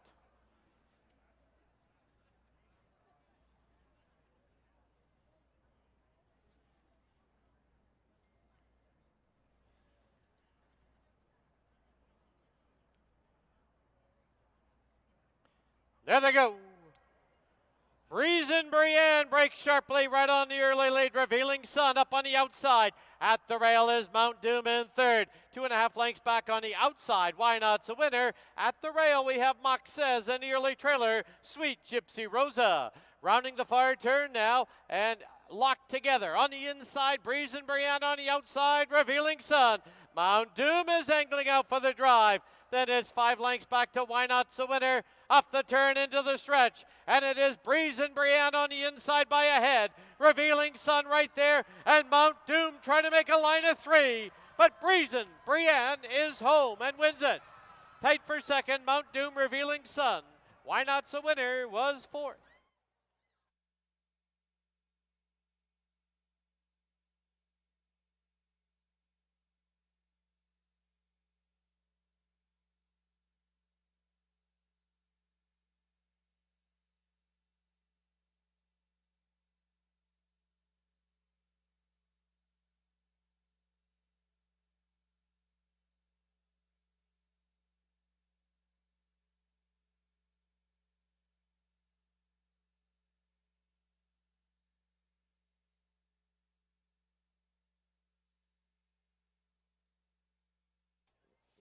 On the board, the unofficial winner, number 4, Breezin' Brienne. There's a photo for second. Hold all tickets, 4 and a photo.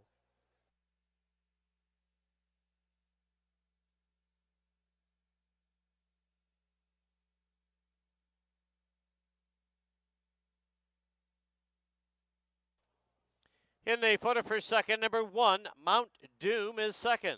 Number 5, Revealing Sun third. 6, Why Not's a winner fourth. 4, 1, 5, 6, unofficial.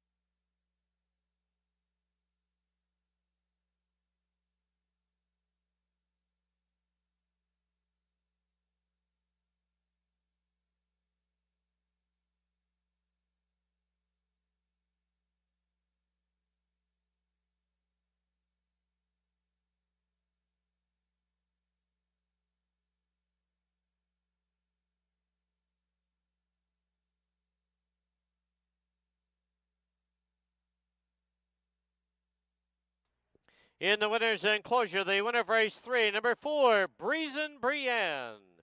She's owned by Conrad Rosenik, trained by Mel Snow, assisted by Eric Gutierrez. The winning rider, Brian Budramsing. Breezen Brienne is a 2-year-old filly by Bakken out of My Special Angel. Bred in BC by Mark Johnson and Lyle Johnson.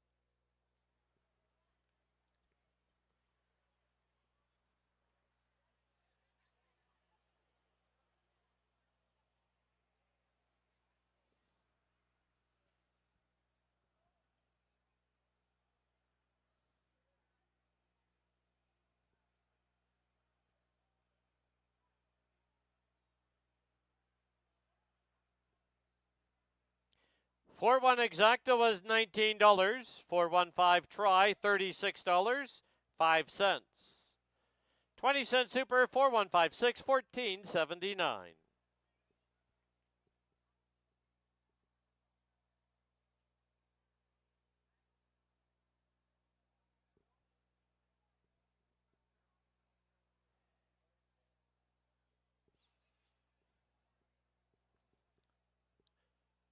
Final running time for the 3.5 furlongs, 39 and 87/100ths. In the fourth, number 1, Shock the House, 1 pound over. Number 4, What's Shaken is 3 over. Scratch the 5, Crown Council. No superfecta wagering. Post time for the fourth, 20 minutes away at 4 o'clock.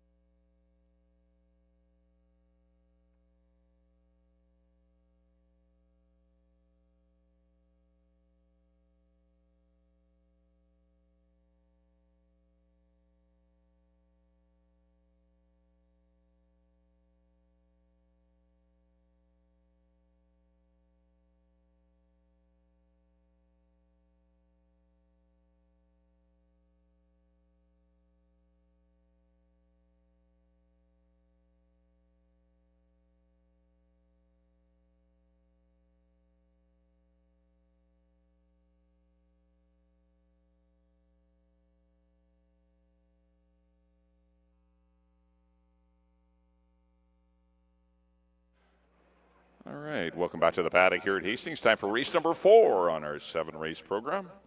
This 4th race does kick off the pick 4 for the seasoned veteran handicappers. Pick 4 encompasses races 4 through 7. We scratched the 5 in here, though. Crown Council, that was a tough break that we got this morning. The 5 Crown Council was scratched. Got to field the 4 to go 6.5 furlongs, maiden allowance runners.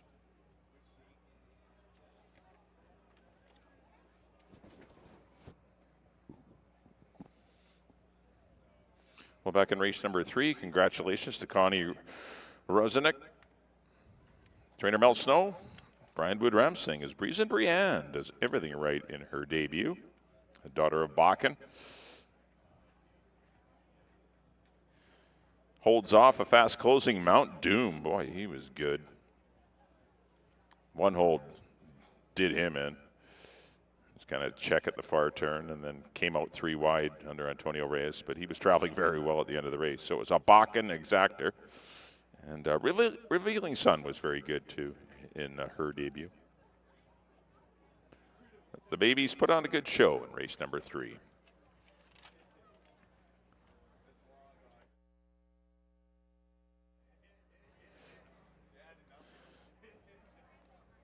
All right, here's the one. This is Shock the House for Stan Sharma and Brian O'Connell.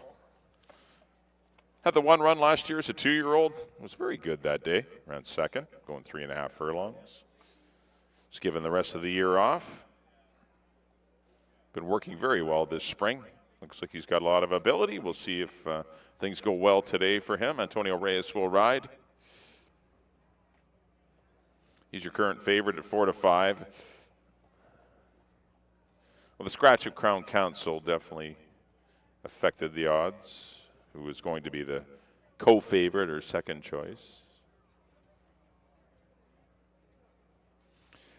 But he's a big, powerful son of Sun Gold and certainly looks the part. And he has, I've seen him work 3 or 4 times this spring. He's gifted. He's a nice horse.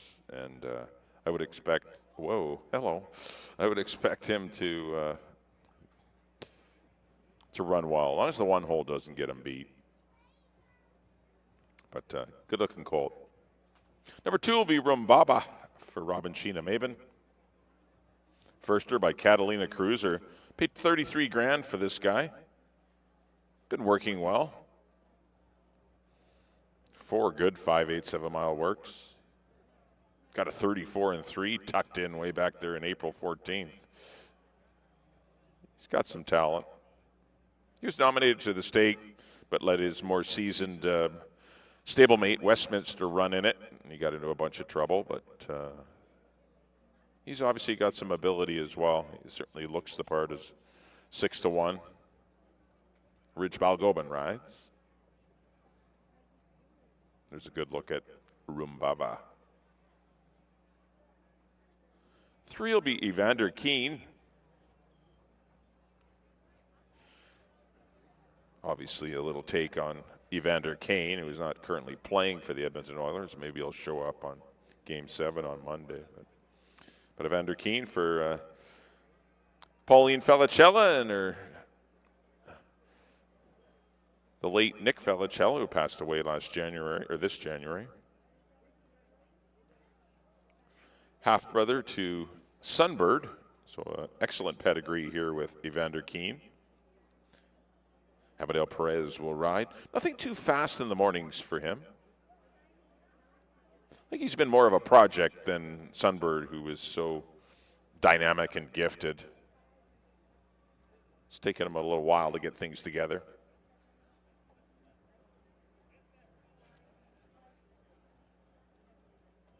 Two to 1 on Evander Keen, but he's certainly been doing well. And number 4 will be What's Shakin' for Denny Spence and trainer Cindy Krasner. Good third first time out. Got bumped up to 2nd as Westminster was disqualified that day. It still was a decent effort. Goes first time Lasix. The only one with a run this year. That's a plus. 2 to 1 on What's Shakin'. Right, there's your field of 4, Maidens. Going 6.5, kicking off your pick 4 on races 4 through 7. I really like Shock the House. I think the one's a pretty nice horse. I think you'll be impressed. I went 1, 2, 4. Good luck here in race number 4.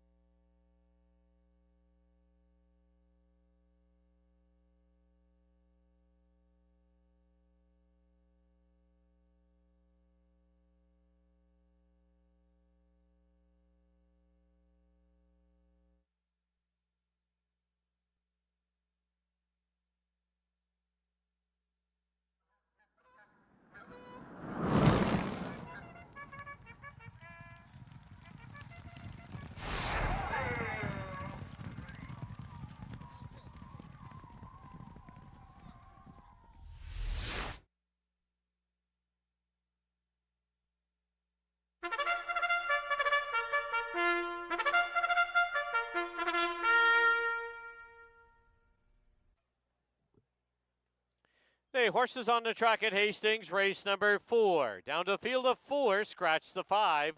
They're going to go 6.5 furlongs. Exactor, Triactor, and 20-cent pick 4 wagering. No superfecta wagering. Post time in 7 minutes.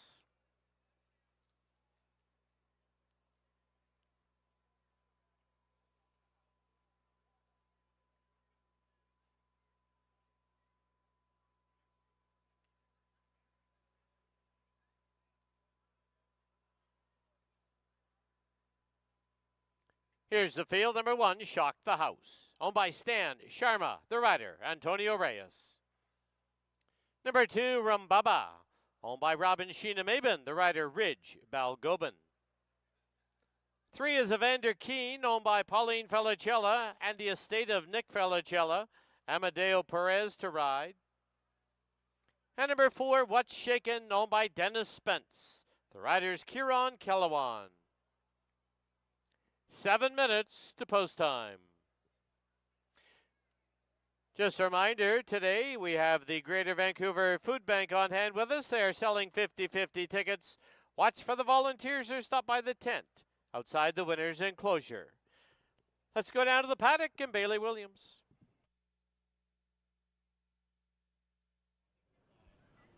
Thank you, Dan. Just a field of 4 now with the scratch of Crown Council here to go 6.5 furlongs. We have 2 first-time starters and a whole field of inexperienced horses in here. I did go to the 1, Shock the House, making his 2024 season debut. Great line of work underneath his belt. Antonio Reyes has been doing a lot of the morning workouts with this horse. 3.5 was a lot to ask of this big gelding. I do think that the added distance of 6.5 furlongs will be more to his liking. He had a great gallop out after that one and only start last year. Number 4, What's Shaken. You could see this horse start to process and really understand what was happening and being asked of him last time out down the stretch. I do think that he's definitely more on his toe and alert in the paddock here today. Then we have 2 first-time starters, Rabamba and Evander Kane. Watching Evander Kane right now on Post Parade, I think he's understanding why he's here. He's putting on a show. He's got great jog to him. He's really striding out. He is a half-brother to our last year 3-year-old champ Sunbird, who is by Orb. Evander Keen is by Keen Ice. But this horse hasn't shown a lot in the morning, but I would definitely keep an eye on him as he continues to warm up. Sometimes all it takes is that little bit extra competitiveness for them to really turn on the light bulb. I went 1, 4, and 2 here in race number 4. It does kick off or pick 4 wagering. You have 5 minutes to get those bets in. Best of luck.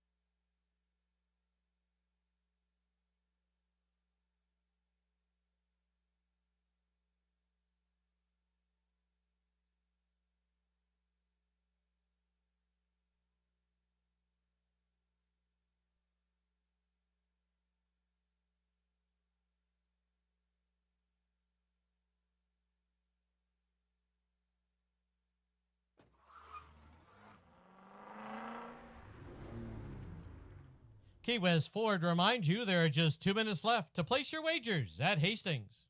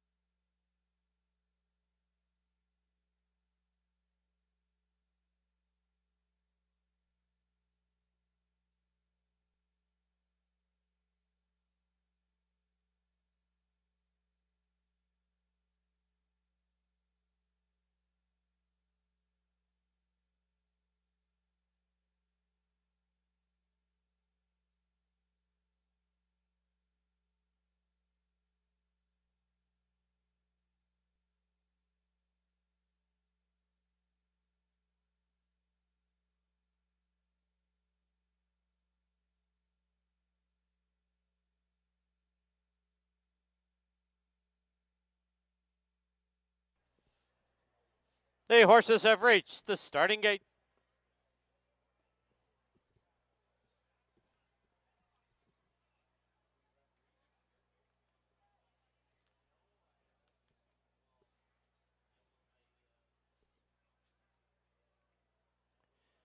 Loading in now for the 4th at Hastings. Kicks off our 20-cent pick 4. Shock the House to the inside gate.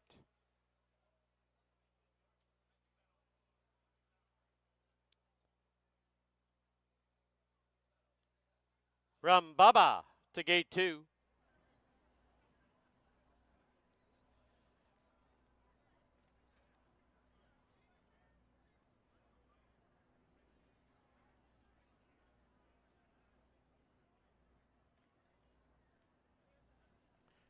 Rumbaba, first time starter, a little reluctant to load.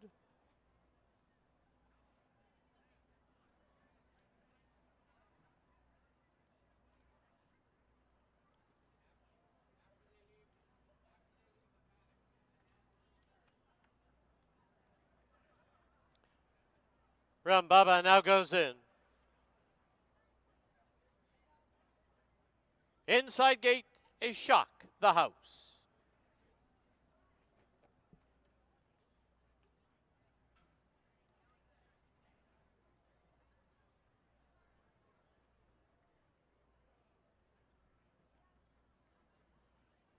Evander Keen, now the first time starter, comes forward.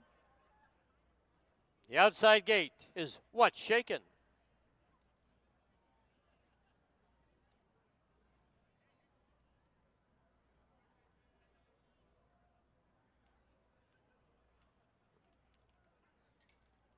Current favorite on the board from the rail, Shock the House.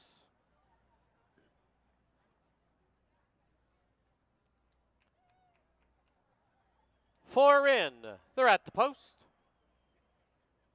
There they go.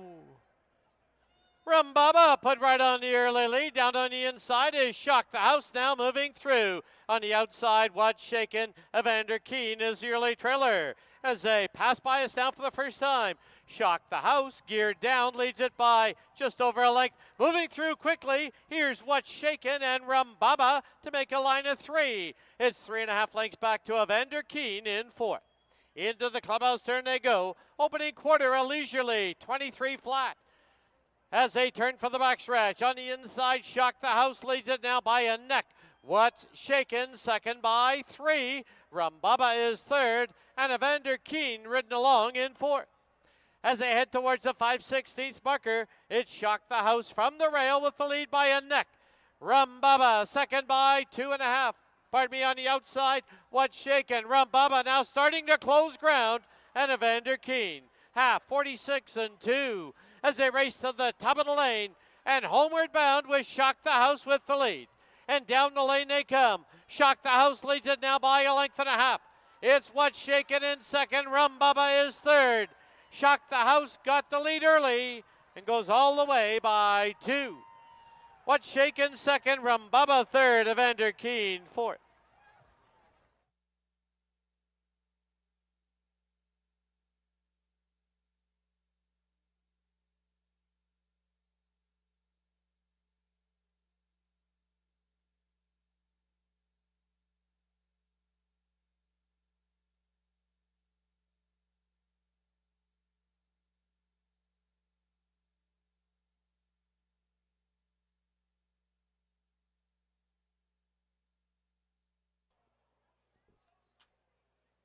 On the board, the unofficial winner, number 1, Shock the House. Number 4, What's Shaken, second. 2, Rumbaba, third. 3, Evander Keen was fourth. 1, 4, 2, 3, unofficial.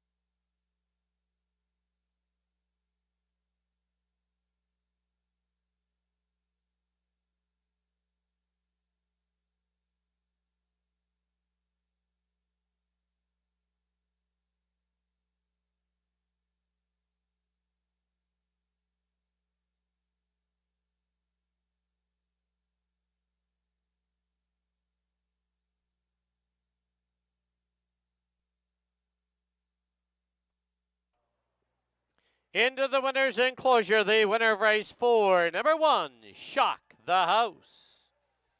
He's owned by Stan Sharma, trained by Brian O'Connell, assisted by Joanne Todd, and the winning rider, Antonio Reyes. Shock the House is a 3-year-old gelding by Sun Gold out of Cash in My Pocket, bred in BC by Tia Edwards and Helen Climbs.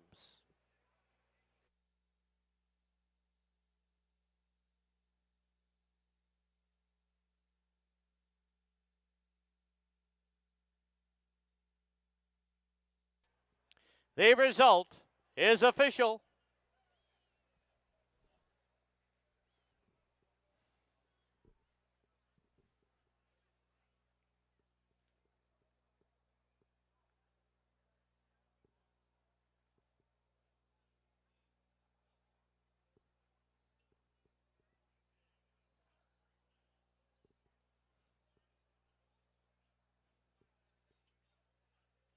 One for exacta was $4.35.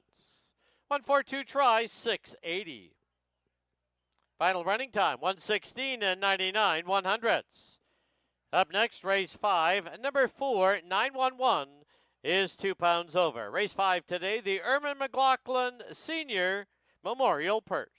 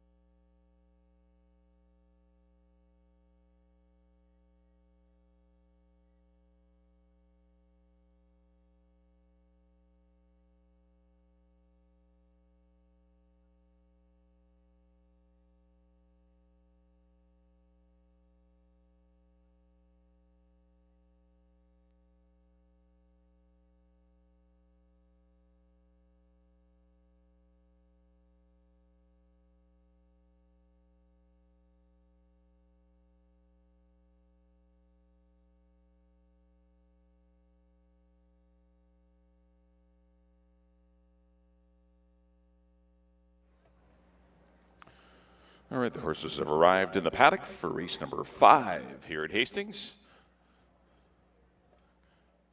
Got a field of 5. Condition claimers, actually non-winners of 3 lifetime. They're going 6 1/2 furlongs. We do kick off your late pick 3 here on races 5, 6, and 7. We also have exacta tractors to perfectus for you. Whatever you want to bet, we got it. Wood Place Show. Just line up to that window and have at her.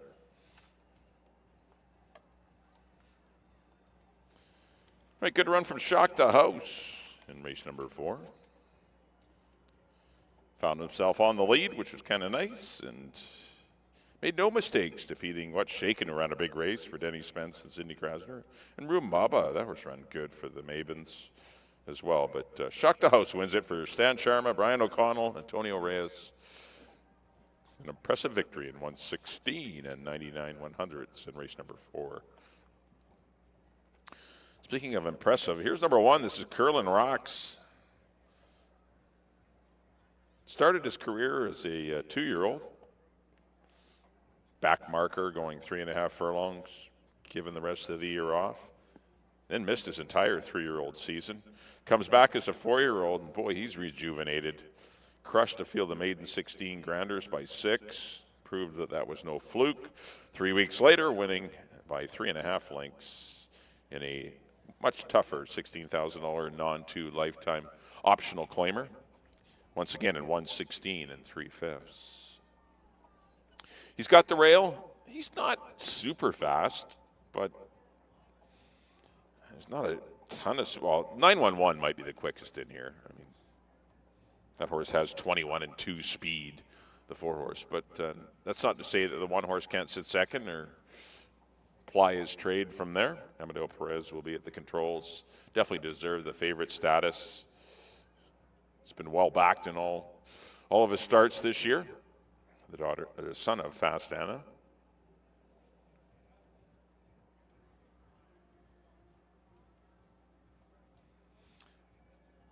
And he's been a big improver this year, and he continues to, sky's the limit. We'll see where it ends up. We'll see how he does today, currently at 4 5.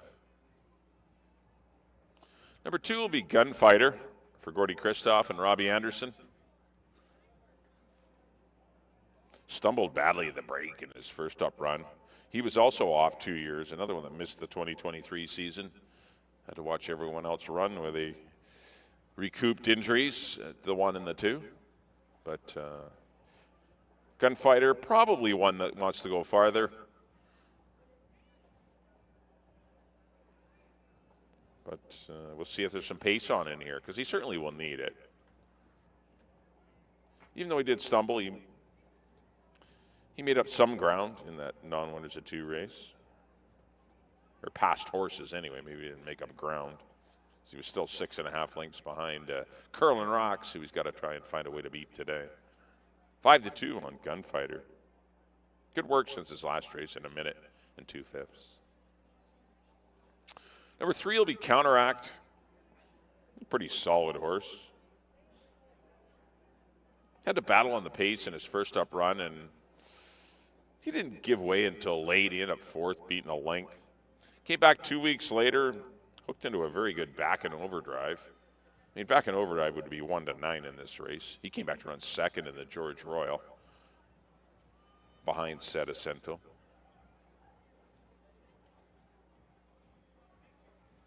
But he's certainly a good chance in here. Shouldn't be 5 1. I don't think he will be. As we get closer to post, he'll be the second choice, maybe even the favorite. We'll see. But a much better effort last time running 2nd, behind back and overdrive, as I said, and earned a good number. Tony Reyes back aboard. 4 will be 911 for Rob and Vicky Gilker. The other one had an abbreviated campaign. Only 1 run in 2023 for him. But in 2022, boy, he was fast and he could lay down some dynamic splits. Been working well for Rob. Beto Harvey gets the call. Sure, they'll be trying to boot this one to the front, the 6-year-old son of McLean's Music. Currently at 5 1. And number 5 will be Rockcliffe, Nice win first time out. Silvino Morales gave his horse a perfect ride to win by a neck over Wisely Played and back in overdrive that day. Didn't get the best of trips last time, or just had an average trip, and just proved that he was third best behind back in overdrive and counteract. He needs a trip. He's going to need some luck, but maybe he'll get it. We'll see. 6-1 on Rockcliffe. 6-5 favorite, Curlin Rocks, leads us onto the track here in race number 5 in the Irma McLaughlin Senior Purse. Exacta Triactor Superfecta. Lead pick 3s here. Good luck in race 5.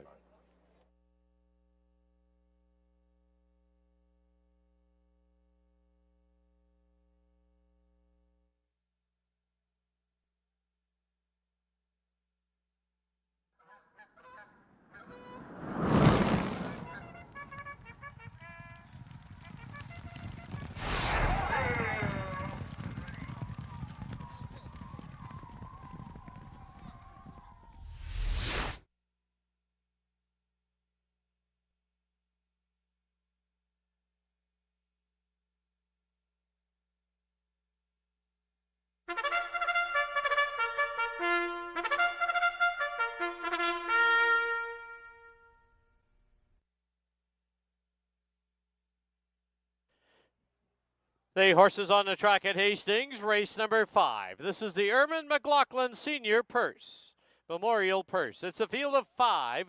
They're going to go 6 1/2 furlongs. Exactor, Try, Super, and Pick 3 wagering. Post time in 6 minutes.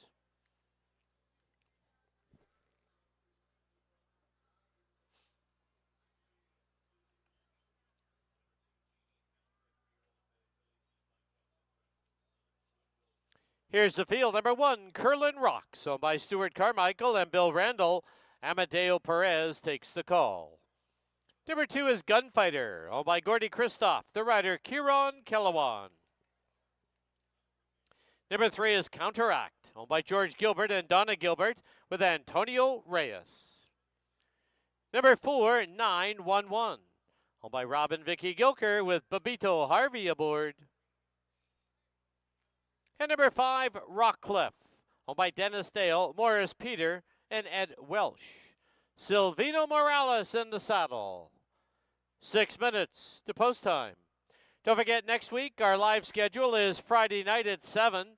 No racing on Saturday or Sunday. We do come back on the holiday Monday, Canada Day, with an afternoon card at 2:30. Time to go down to the paddock and Bailey Williams. Thank you, Dan. A field of 5 to go at 6.5 furlongs here in an allowance feature. Even money on the 1, Curlin Rocks. But a horse to definitely take a better look at in here for me is Gunfighter. Came off of a very long layoff last time out. Had a very unfortunate start. Broke from the 8-hole. Stumbled really bad. Was able to regain his balance. And put in a decent enough effort considering overcoming that start. Draw closer to the inside this time. Hopefully get away clean from the gate. And we'll have a much improved back to true form for Gunfighter here. Number 3, Counteract. I think the 1 and the 3 are probably pretty safe to put in an exactor box. I think they are interchangeable for that victory in here today. Antonio Reyes does get the call on Counteract as Amadeo Perez stays aboard the even money favorite Curlin Rocks in here. This horse has been very impressive this season. He too came off of a long layoff, started the year with a very impressive 6th length victory and followed that up with a little bit of pressure last time out, but was able to prevail quite comfortably. I think that either way, it'll be a 1-3 exactor here in race number 5. I went 1, 3, and 2 to kick off that late pick 3 exactor try and superfecta wagering. Also offered in here. Best of luck.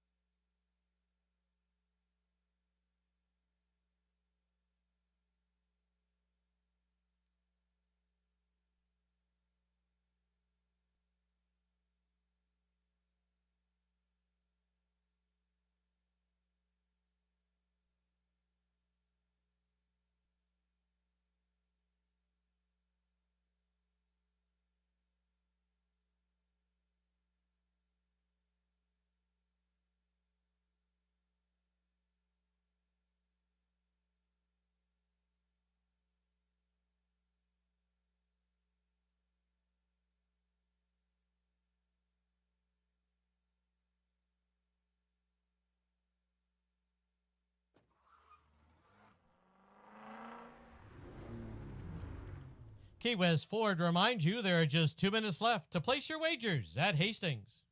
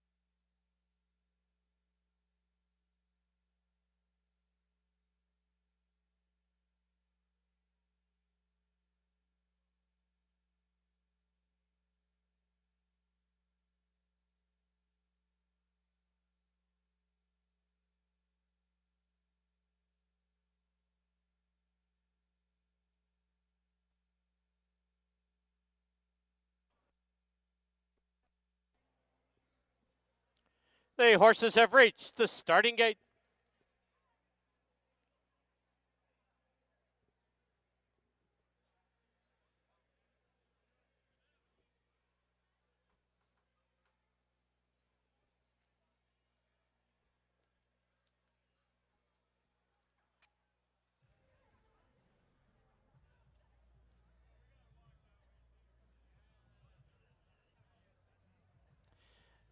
Loading in now for the 5th at Hastings, the Ermine McLaughlin Senior Memorial Purse.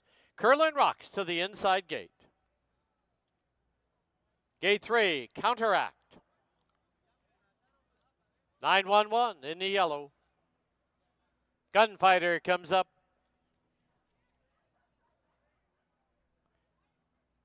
And Rock Cliff to the outside gate.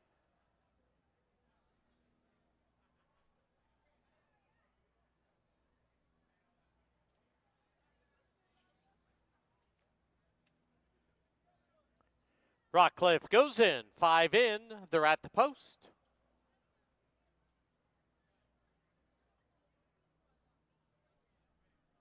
There they go. 911 hustled off for the early lead, but now Curlin Rocks drives up the inside. Right there is Counteract. Rockcliffe's on the outside. Gunfighter is the early trailer. As they go under the line from the rail, Curlin Rocks leads it by a head. 911 trying to be geared down a little bit. Length and a quarterback. Counteract in third. 2 lengths further back is Rockcliffe, and Gunfighter the trailer. He's about 7 or 8 off the lead. Past the half-mile pole they go. The opening quarter, 22 and 3. And Curlin Rocks has the lead now by 3/4 of a length. Up on the outside is 911. Counteract 2 back in third. 3 to Rockcliffe and Gunfighter on the outside. As they race past the 5/16, the half 45 and 4. Curlin Rocks from the rail on the outside, 911. Counteract now asks for run in third. Gunfighter is fourth. Rockcliffe is fifth. Midway on the final turn, and 911 pops ahead in front. 911 has the lead as they turn for home. Counteracts on the outside. Gunfighter trying to close late. At the rail is Curlin Rocks. 911 counteracts on the outside. Counteract 911. Counteract to win it. 911 second. Gunfighter third. Close for fourth.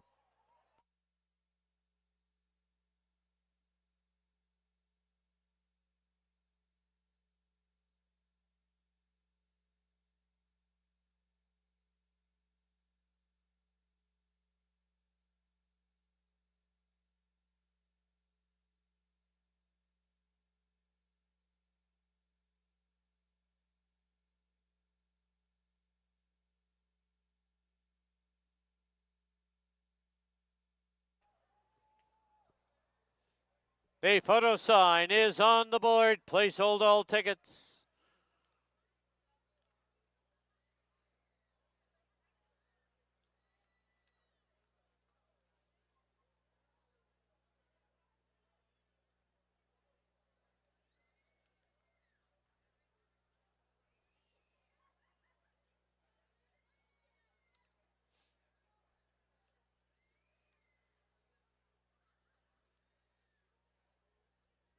In the photo, number 3, Counteract is the unofficial winner.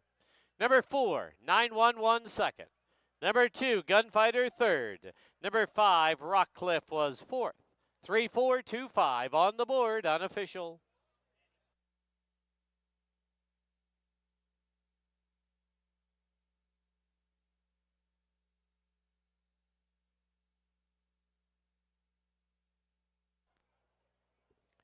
Please note the inquiry sign has been posted on the board. We have a steward's inquiry and a rider's claim of foul. The rider on number 1, Amadeo Perez, aboard Curlin Rocks, has lodged a claim of foul against the second place finisher, number 4, 911, for alleged interference at the top of the stretch. Steward's inquiry, rider's claim of foul, 1 against 4.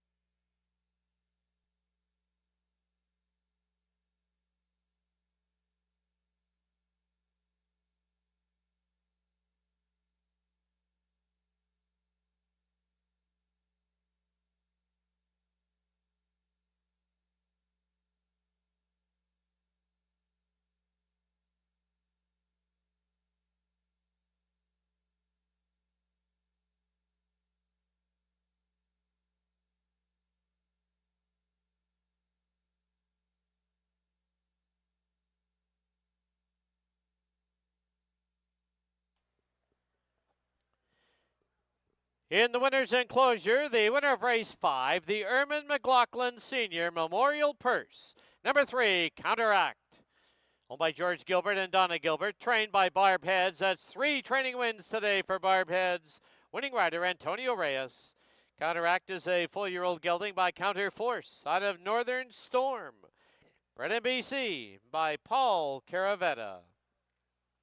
In the winner's enclosure, to decorate the winner, members of the McLaughlin family. They've been involved in racing for decades and span 4 generations. Today's 5th race pays tribute to the late Erman McLaughlin Sr.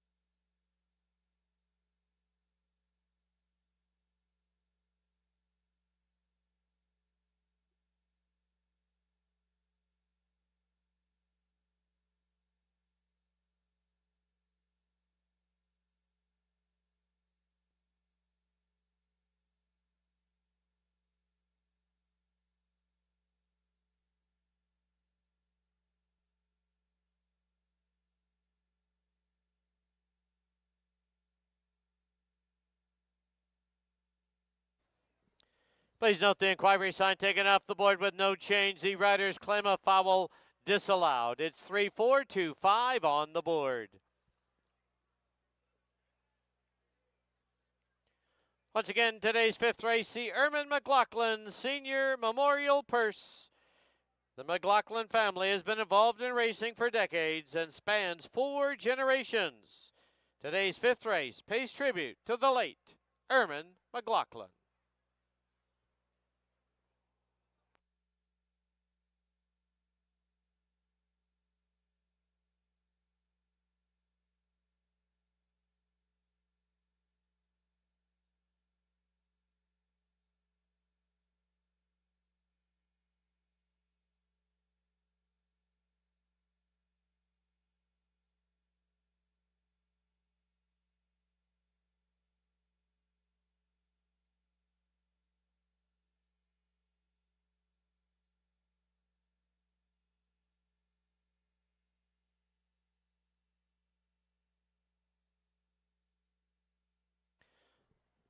Once again, in the winner's enclosure, we did welcome family and friends of the late Erman McLaughlin Sr.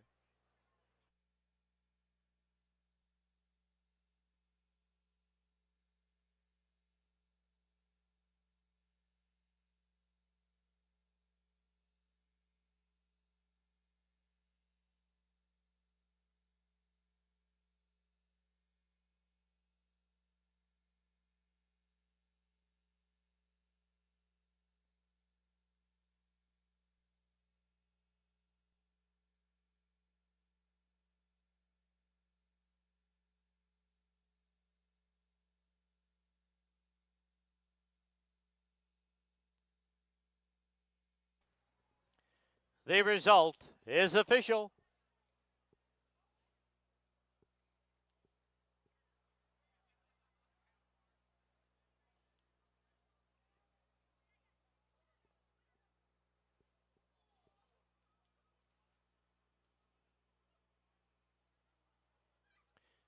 Three four exacta was $18.05. 342 try 82.35. 3425 at 20-cent super 21.37. Pick 3 of 3 needed, $61.85.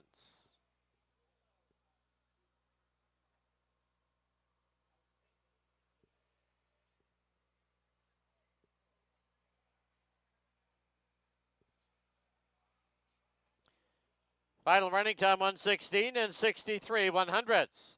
In the sixth, number 1. I'm all shook up, 2 pounds over, 6 flying miss, 1 over. Post time 15 minutes away at 5 o'clock.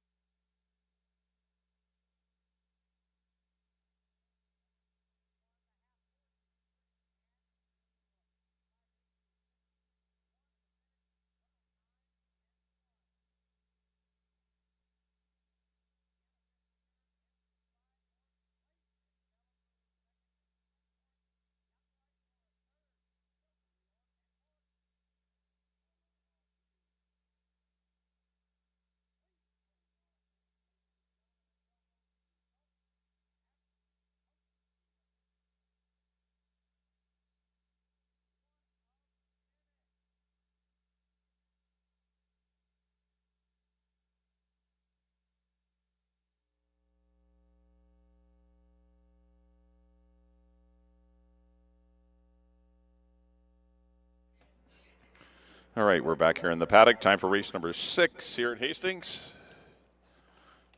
The 6th race is for fillies and mares. $4,000 claimers. They're non-winners of 2 lifetime, going 6.5 furlongs. This does kick off the first half of your late daily double. We also have Exacta Tractor and Superfecta wagering here on race number 6.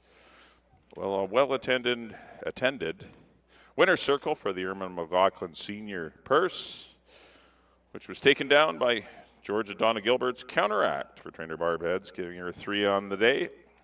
Antonio Reyes aboard, just outrunning a very game 9-1-1. Robin Vicky Gilker's 9-1 ran huge under Bebeto Harvey.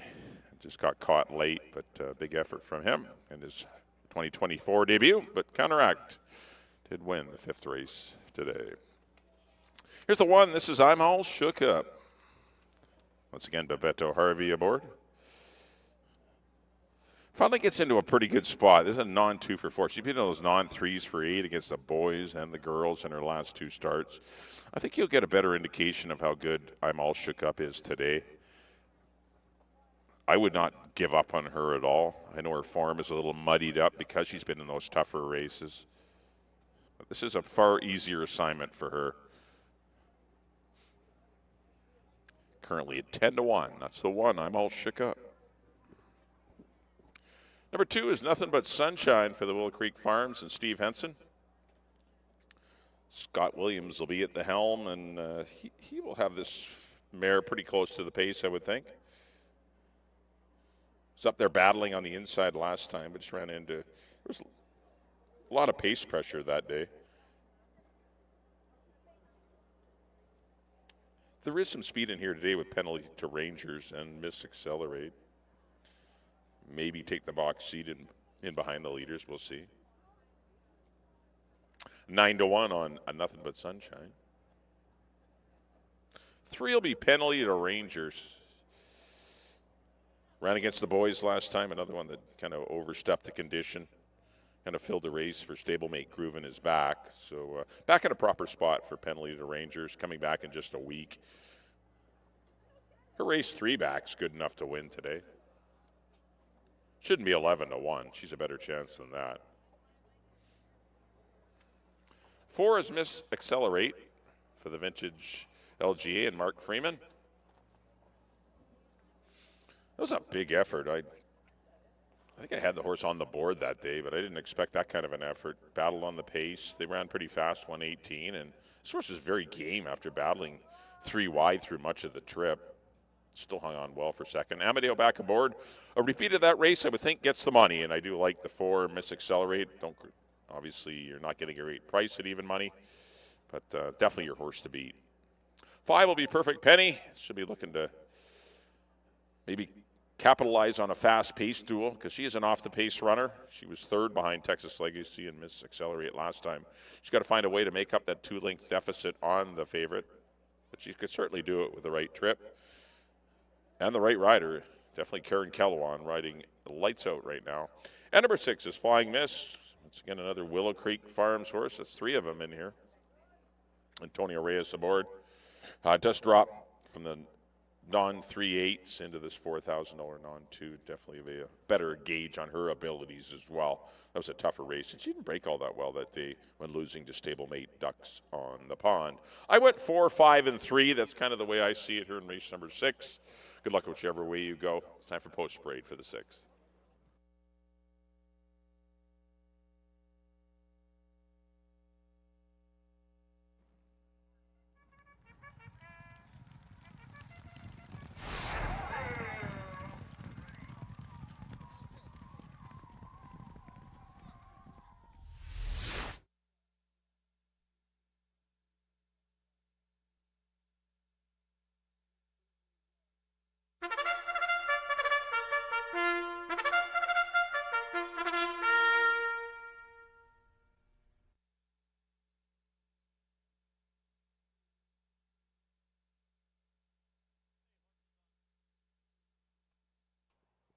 The horses on the track at Hastings, race number 6, field of 6 to go 6 1/2 furlongs.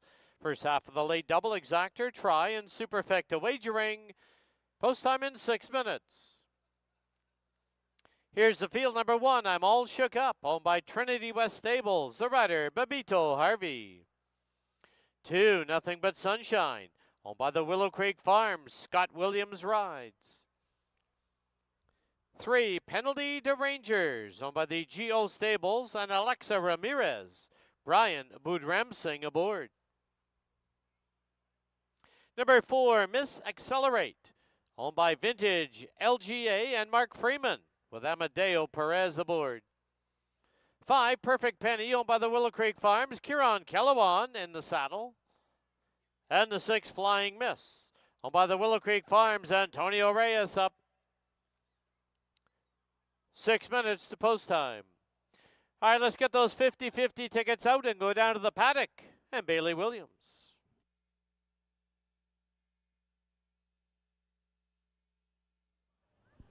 Thank you, Dan. We are going to do the 50-50 draw now for the Greater Vancouver Food Bank. Today's winner gets $944.50. You have 15 minutes from the time we draw the number to head on over to that blue Hastings tent outside the winner's enclosure to claim your prize. If you are not there within 15 minutes, there will be a redraw. So go ahead and give that barrel a nice good spin here. We do have 2 colors today, so make sure you pay attention. Listen for the number clearly. All right. There we go. All of them fell beautifully, stirred up. All right, it's on a pink ticket, and the winning number is 473458. Again, that's 473458. Head on over to that blue Hastings tent to claim your prize. You have 15 minutes.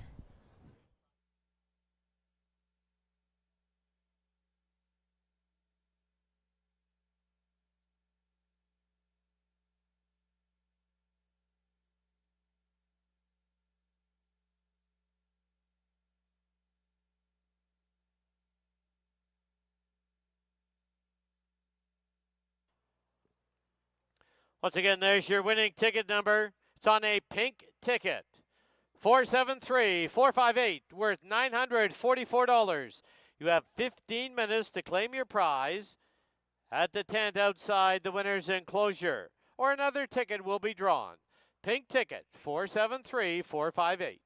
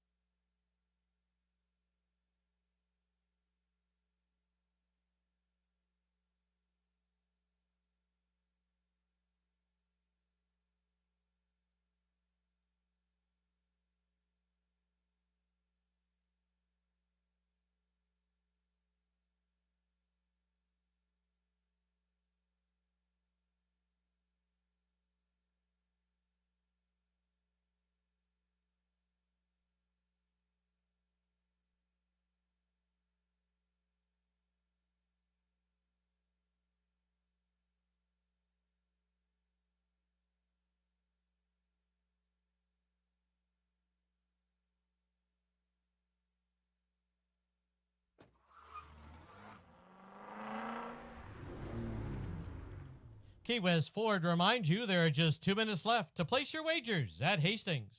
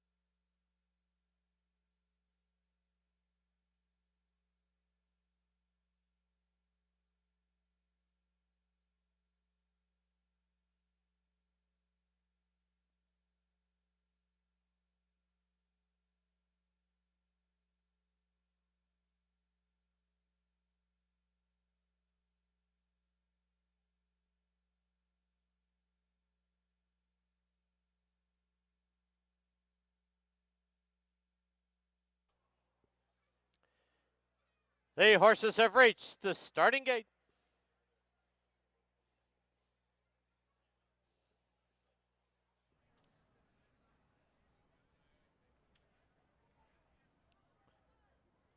Loading in now for the 6th. Final one up is Flying Miss to the outside. 6 in. They're at the post. There they go. Miss Accelerate is trying to gun for the early lead. Down towards the inside, Nothing But Sunshine.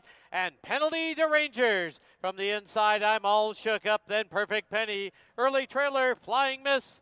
As they head to the clubhouse turn, Penalty to Rangers has cleared off. Leads it now by a length and a half. Nothing But Sunshine sits in second. Miss Accelerates 2.5 off it in third. Followed by I'm All Shook Up. At the rail is Perfect Penny. And about 5 back to the trailer, Flying Miss. Opening quarter at 22-1. As they head down the backstretch, it's Penalty to Rangers with the lead now by 3/4 of a length. Nothing But Sunshine. Miss Accelerate is inching up on the outside. Then it's 2 lengths back to Perfect Penny. I'm All Shook Up and Flying Miss. The half 46 flat. 1/4 mile from home and from the outside now. It is Nothing But Sunshine with the lead. Penalty to Rangers. Perfect Penny, Miss Accelerate. As they get set to turn for home. Nothing But Sunshine leads it now by 2.5. And down the lane they come. Nothing But Sunshine. Here's Perfect Penny ranging up on the outside. Perfect Penny has the lead. It's Perfect Penny to score by 2. Nothing But Sunshine, close photo for third. Miss Accelerate and a late closing Flying Miss.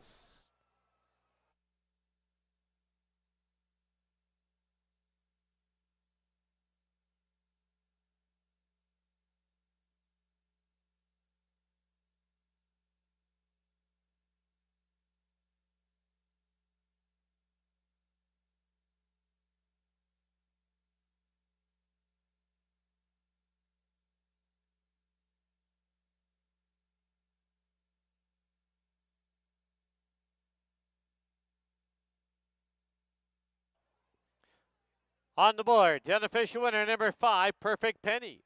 Number 2, Nothing But Sunshine, second. There is a photo for third. Hold all tickets, 5-2 and a photo.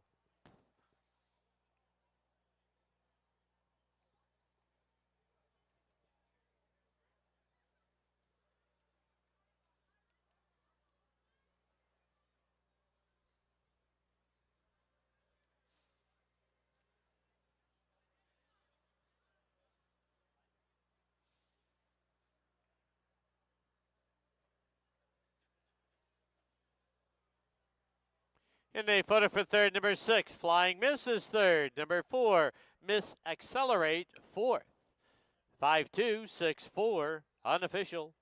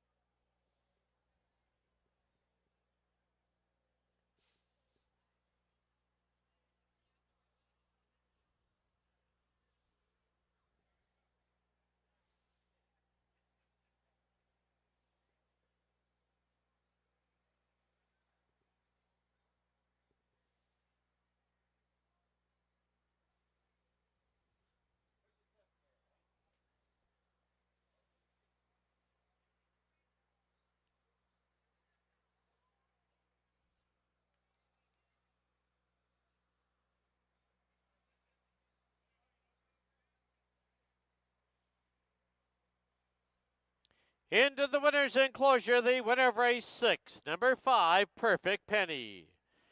She's owned by the Willow Creek Farms, trained by Steve Henson. Winning rider, Kieran Kellewan. Perfect Penny is a 5-year-old mare by Mucho Macho Man out of Pretty Maid. Bred in BC by Sandra Loseth.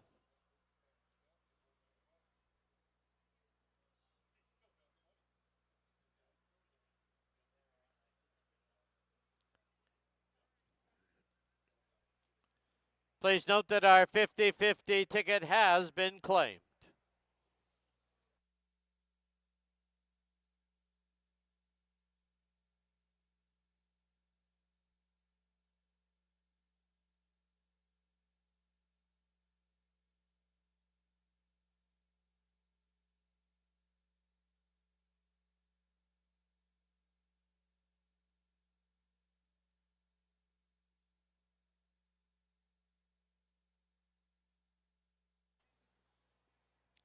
The result is official. 5-2 exacta was $19.80. 5-2-6 try, $72.15. 20-cent super was $22.79. And to pick 5, you need 5 of 5. It returns $755.70.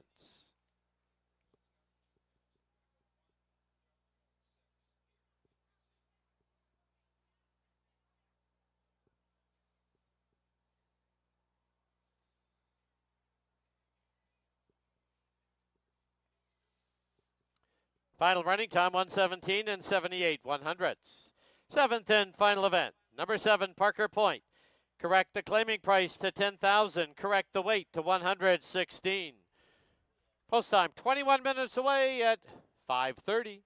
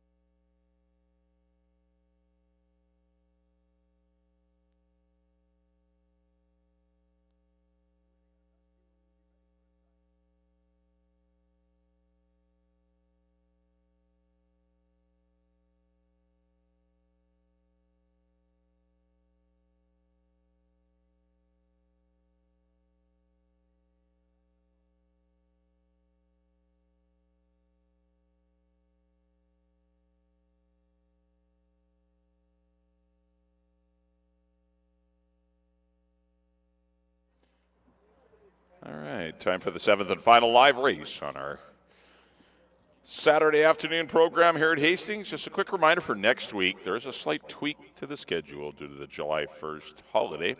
We're running next Friday and Monday. There'll be no racing next Saturday. So we're running Friday night, 7 o'clock. And then the holiday Monday, July the 1st, with 2 stakes races on tap.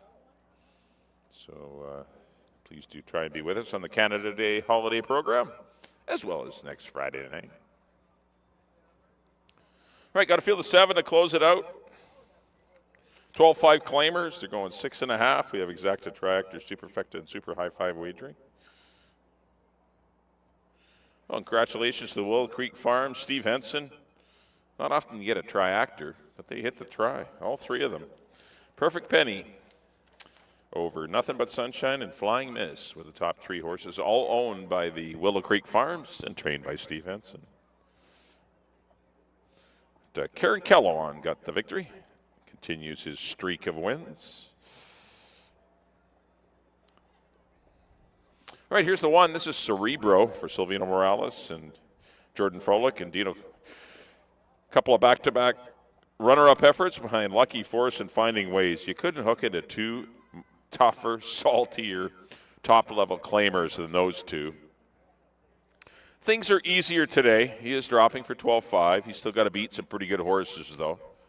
He shouldn't be 20-1. He's just got to avoid a pace duel with I'm Corfu or Backshack or whoever's going to go out there. But if he gets even a decent trip, not a great trip, if he gets a decent trip, he's going to be tough to beat. He was very good in those 2 races. Just, as I said, unfortunate to hook into 2 sharp horses. Lucky Force is now a 2-time winner. He came back to win a 35 grander. And Finding Ways is a multiple winner this year. So just 2 tough races he's exiting with good performances. Number 2 will be Sharp Zan. I thought a pretty good third last time. First up run behind Finding Ways in Cerebro. He will likely get a decent pace to run on it because he's not speed. He's going to have to settle in behind the leaders. And the track has been playing fair. Horses are making moves from off the pace. And if you're left alone on the front end, the speed horses are hanging on. So it's been a very fair track, which would give Sharp Zan a decent shot for Nigel Reed, the R&L Farms, and Pat Jarvis. Antonio Reyes, looking for his 3rd victory of the day, will be aboard. Currently at 35-1. Mind you, everyone's long odds because Tiz Vicious has taken 10 grand already in the win pool. Number 3 will be Backshack. Just finished winning it on 3 for 8. He was in for the 10 being a BC bred, but this is obviously a far tougher test for him. But you'll find out where you got to go with him, whether he can fit with these horses or you need to drop a little bit. But anytime you win those non-3/8s, generally it's a tough transition into open company. He's come back with a good work in 47 flat, Ridge Balgobin rides for the Canyon Farms. As always, a big shout out and hello to Wally and Terry up in Kelowna, who do race under the name of Canyon Farms. Craig McPherson, the conditioner. Got a couple in here. 4 will be I'm Corfu for the Hastings Horsepower and Minaloosh stables, trained by Peter Milburn. Big run first time out. Just got nailed late by Tiz Vicious. That was an unlucky loss. Stepped him up for the 16, or for the 25 in a non-3. That race ended up coming dirty tough with Bold Arch in it. I think you'll see Bold Arch in a stake race soon. But this is far easier for I'm Corfu. He, like the 1 Cerebro, they must avoid each other. They can't 22 flat it and expect to win, or it'll be a real grind to try and win it. But I'm Corfu's currently sitting at 60-1. Once again, because of all the money come for the 5 horse. This tote board will somewhat, even out. We'll see. Once more wagering happens, but anytime you get a big plunk of money on a horse, it takes a while for everything to stabilize and get close to the true odds that they should be. Looks great in the paddock. I'm Corfu. 5 is Tis Vicious for Nicole Droder and Craig McPherson. A game win in the closing strides to defeat I'm Corfu in his first up run. Comes back at the same level. Probably going to get a similar trip. Got a little more action up front, though, with a little speed, but there's also other horses. He was in a 5-horse field last time. He's in a 7-horse field today. So some traffic problems could arise, but he's a horse that's going to avoid it. And it's got the right rider for the last race of the day, Karen Kellowan, who I think is like 80% riding the last race. Some amazing one-off phenom that keeps happening, but definitely very alive is Tis Vicious. Next up is a 6. Here's Star Entry. Back in at 6.5 after a good try behind Stay Fantastic going long. I think this is a better trip for him. He's live, Amadeo aboard. 7 will be Parker Point. Has to overcome a tough draw and get some position. That's the only negative is this kind of trip he's going to get because he's certainly good enough. He's won this high in the past. That's a 7 Parker Point with Kamal Santo for Fred and Sheldon Kwan and Harold Barabee. I went 5, 6, and 1. That's kind of the way I see it to close it out. Thanks, everyone, for coming out. Hopefully you've enjoyed the show. Good luck in the last. We'll see you next Friday. First race at 7. Let's send it up to Dan for the post-parade of race 7.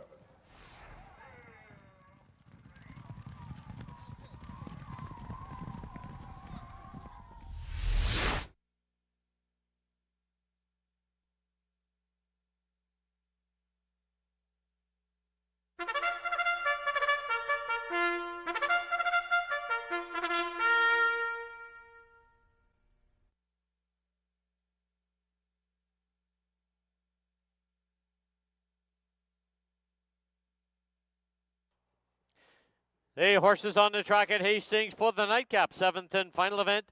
Field of 7 to go 6 1/2 furlongs. Exactor, Triactor, Superfecta, and Super High 5 wagering. 20-cent wager, 15% takeout. Select the top 5.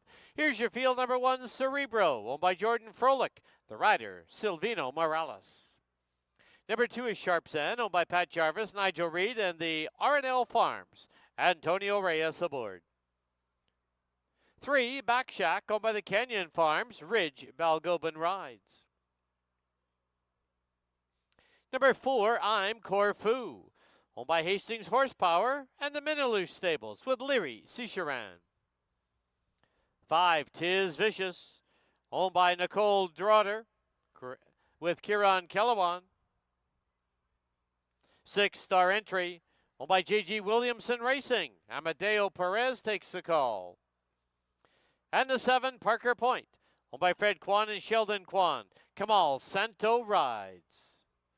6 minutes to post time. Once again, just a reminder, next week it'll be live racing on Friday night at 7. No live racing on Saturday or Sunday, but we are back at you on the holiday Monday, Canada Day, at 2:30. For the final time, let's go down to the paddock and Bailey Williams.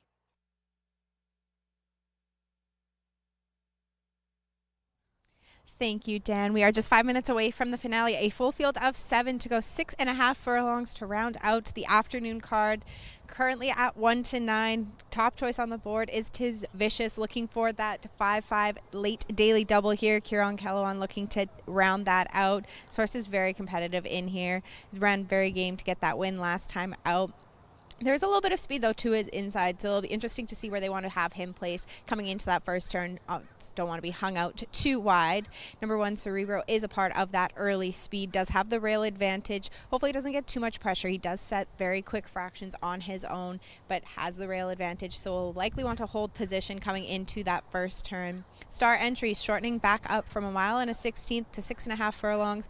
Amadeo Perez jumping aboard. He is your second choice on the tote board, currently at 7 to 1. Everybody else is in double digits, as a lot of the money play has been put on Tis Vicious.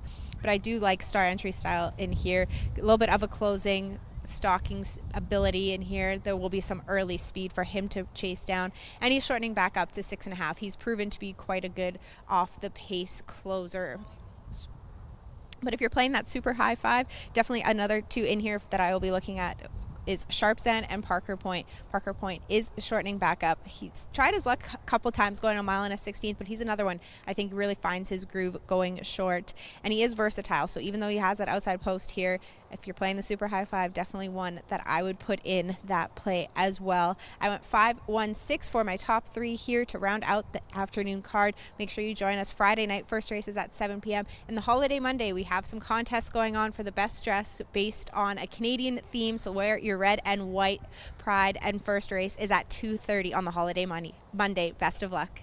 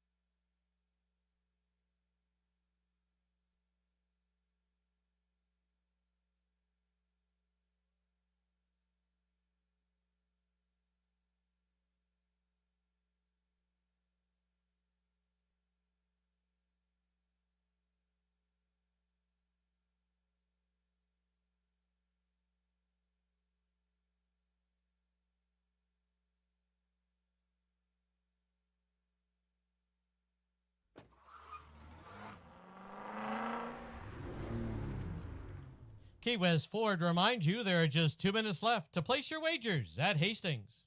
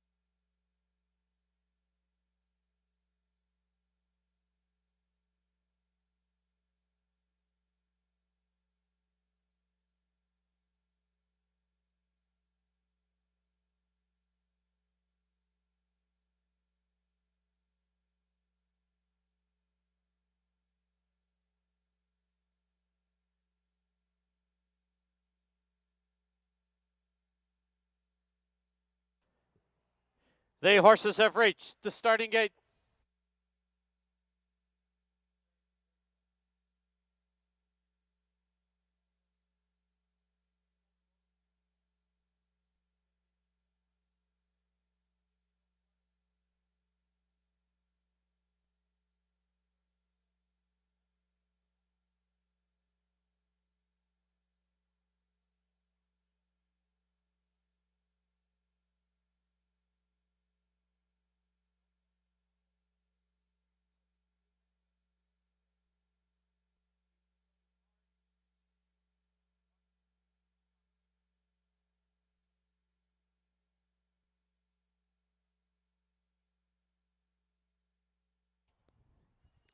Loading in now for the nightcap at Hastings, 7th and final event.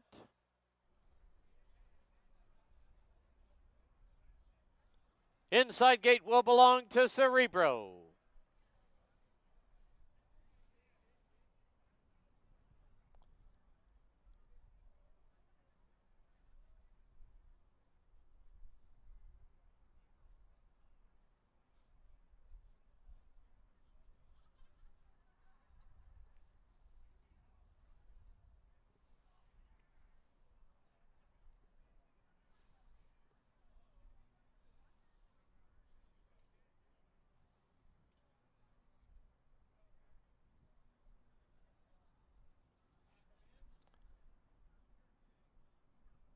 Cerebro's being a little obstinate.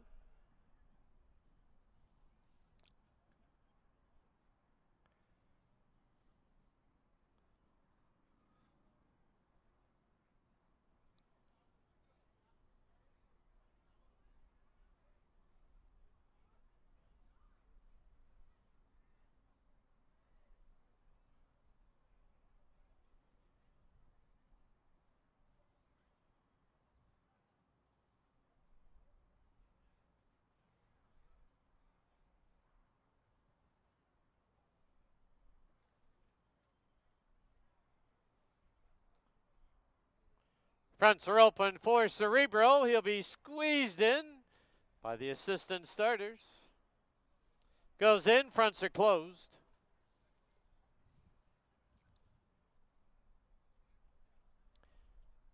Next one up is I'm Corfu, gate 4. Sharpzan goes in. Back Shack in the orange. Tis Vicious. Star Entry. The outside gate is Parker Point.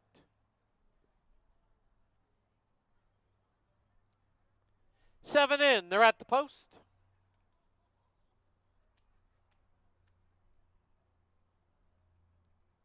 There they go. Back Shack is quick at the break and on the early lead. Cerebro now drives up the inside. On the outside now is Tis Vicious. Down towards the inside, we have Sharpzan, followed by I'm Corfu, Star Entry, and Parker Point. As they go to the clubhouse turn, it's Cerebro with the lead. Into the clubhouse turn they go. Cerebro leads it now by a tight length. Back Shack, second by a length. Down on the inside is Sharpzan. I'm Corfu is on the outside in fourth, 3 off the lead. 2 lengths further back to in the clear, Tis Vicious, Star Entry, and Parker Point. Opening quarter, 22 and 3. 3 furlongs to run. And Cerebro from the rail leads it by 3/4 of a length. Back Shack, I'm Corfu, moved up on the outside. Sharpzan, Tis Vicious now only 3 off it in 5th. Star Entry and Parker Point, half 45 and 4. Midway on the final turn, new leader, it's Back Shack. And Back Shack leads it now by a little over a length. It's Cerebro in second, I'm Corfu, Tis Vicious, and Star Entry, widest of all. Back Shack, Cerebro trying to re-rally, and here's Star Entry over the top. Star Entry will win it. Back Shack second. It'll be Cerebro third, Tis Vicious fourth, Sharpzan fifth.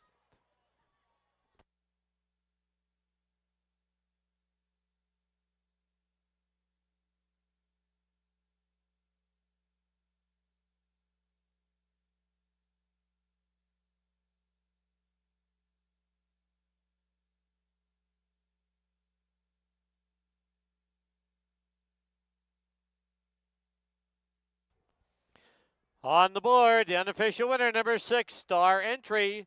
There is a photo for second. Hold all tickets, 6, and a photo.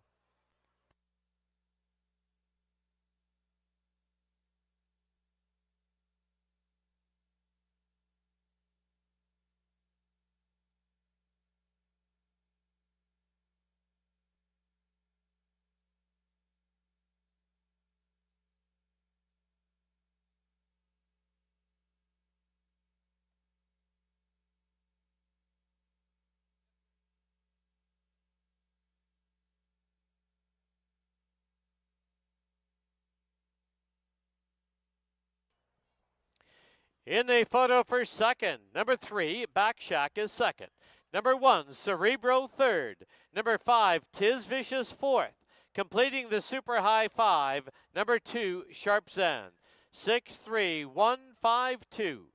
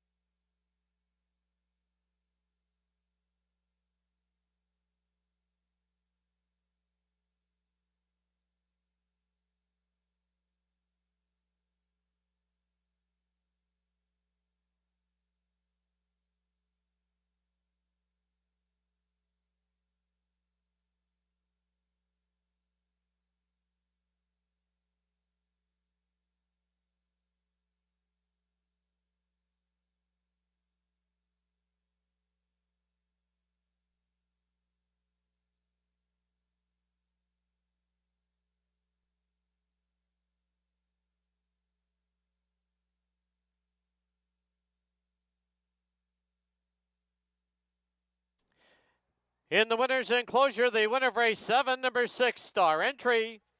Owned by J.G. Williamson Racing, trained by Steve Henson. That's a late double for Steve. And the winning rider for his third today, Amadeo Perez. Star Entry is a 5-year-old gelding by Hooray for Hollywood out of Star Catch. Bred in California by George Krikorian.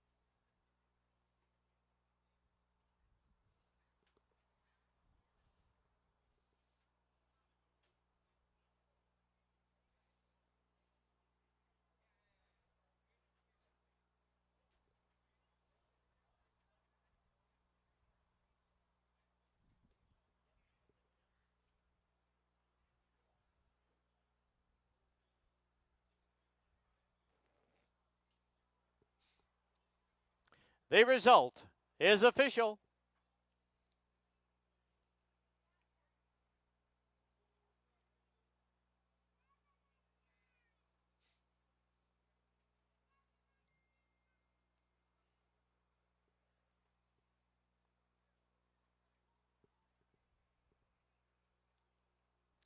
Six-3 exacta was worth $23.25. The try was $89.40. The super was $43.25. Super high 5 returned $169.65. Late double 5 and 6 was $42.60. Pick 3 was $69.90. Pick 4 was $52.50. 53.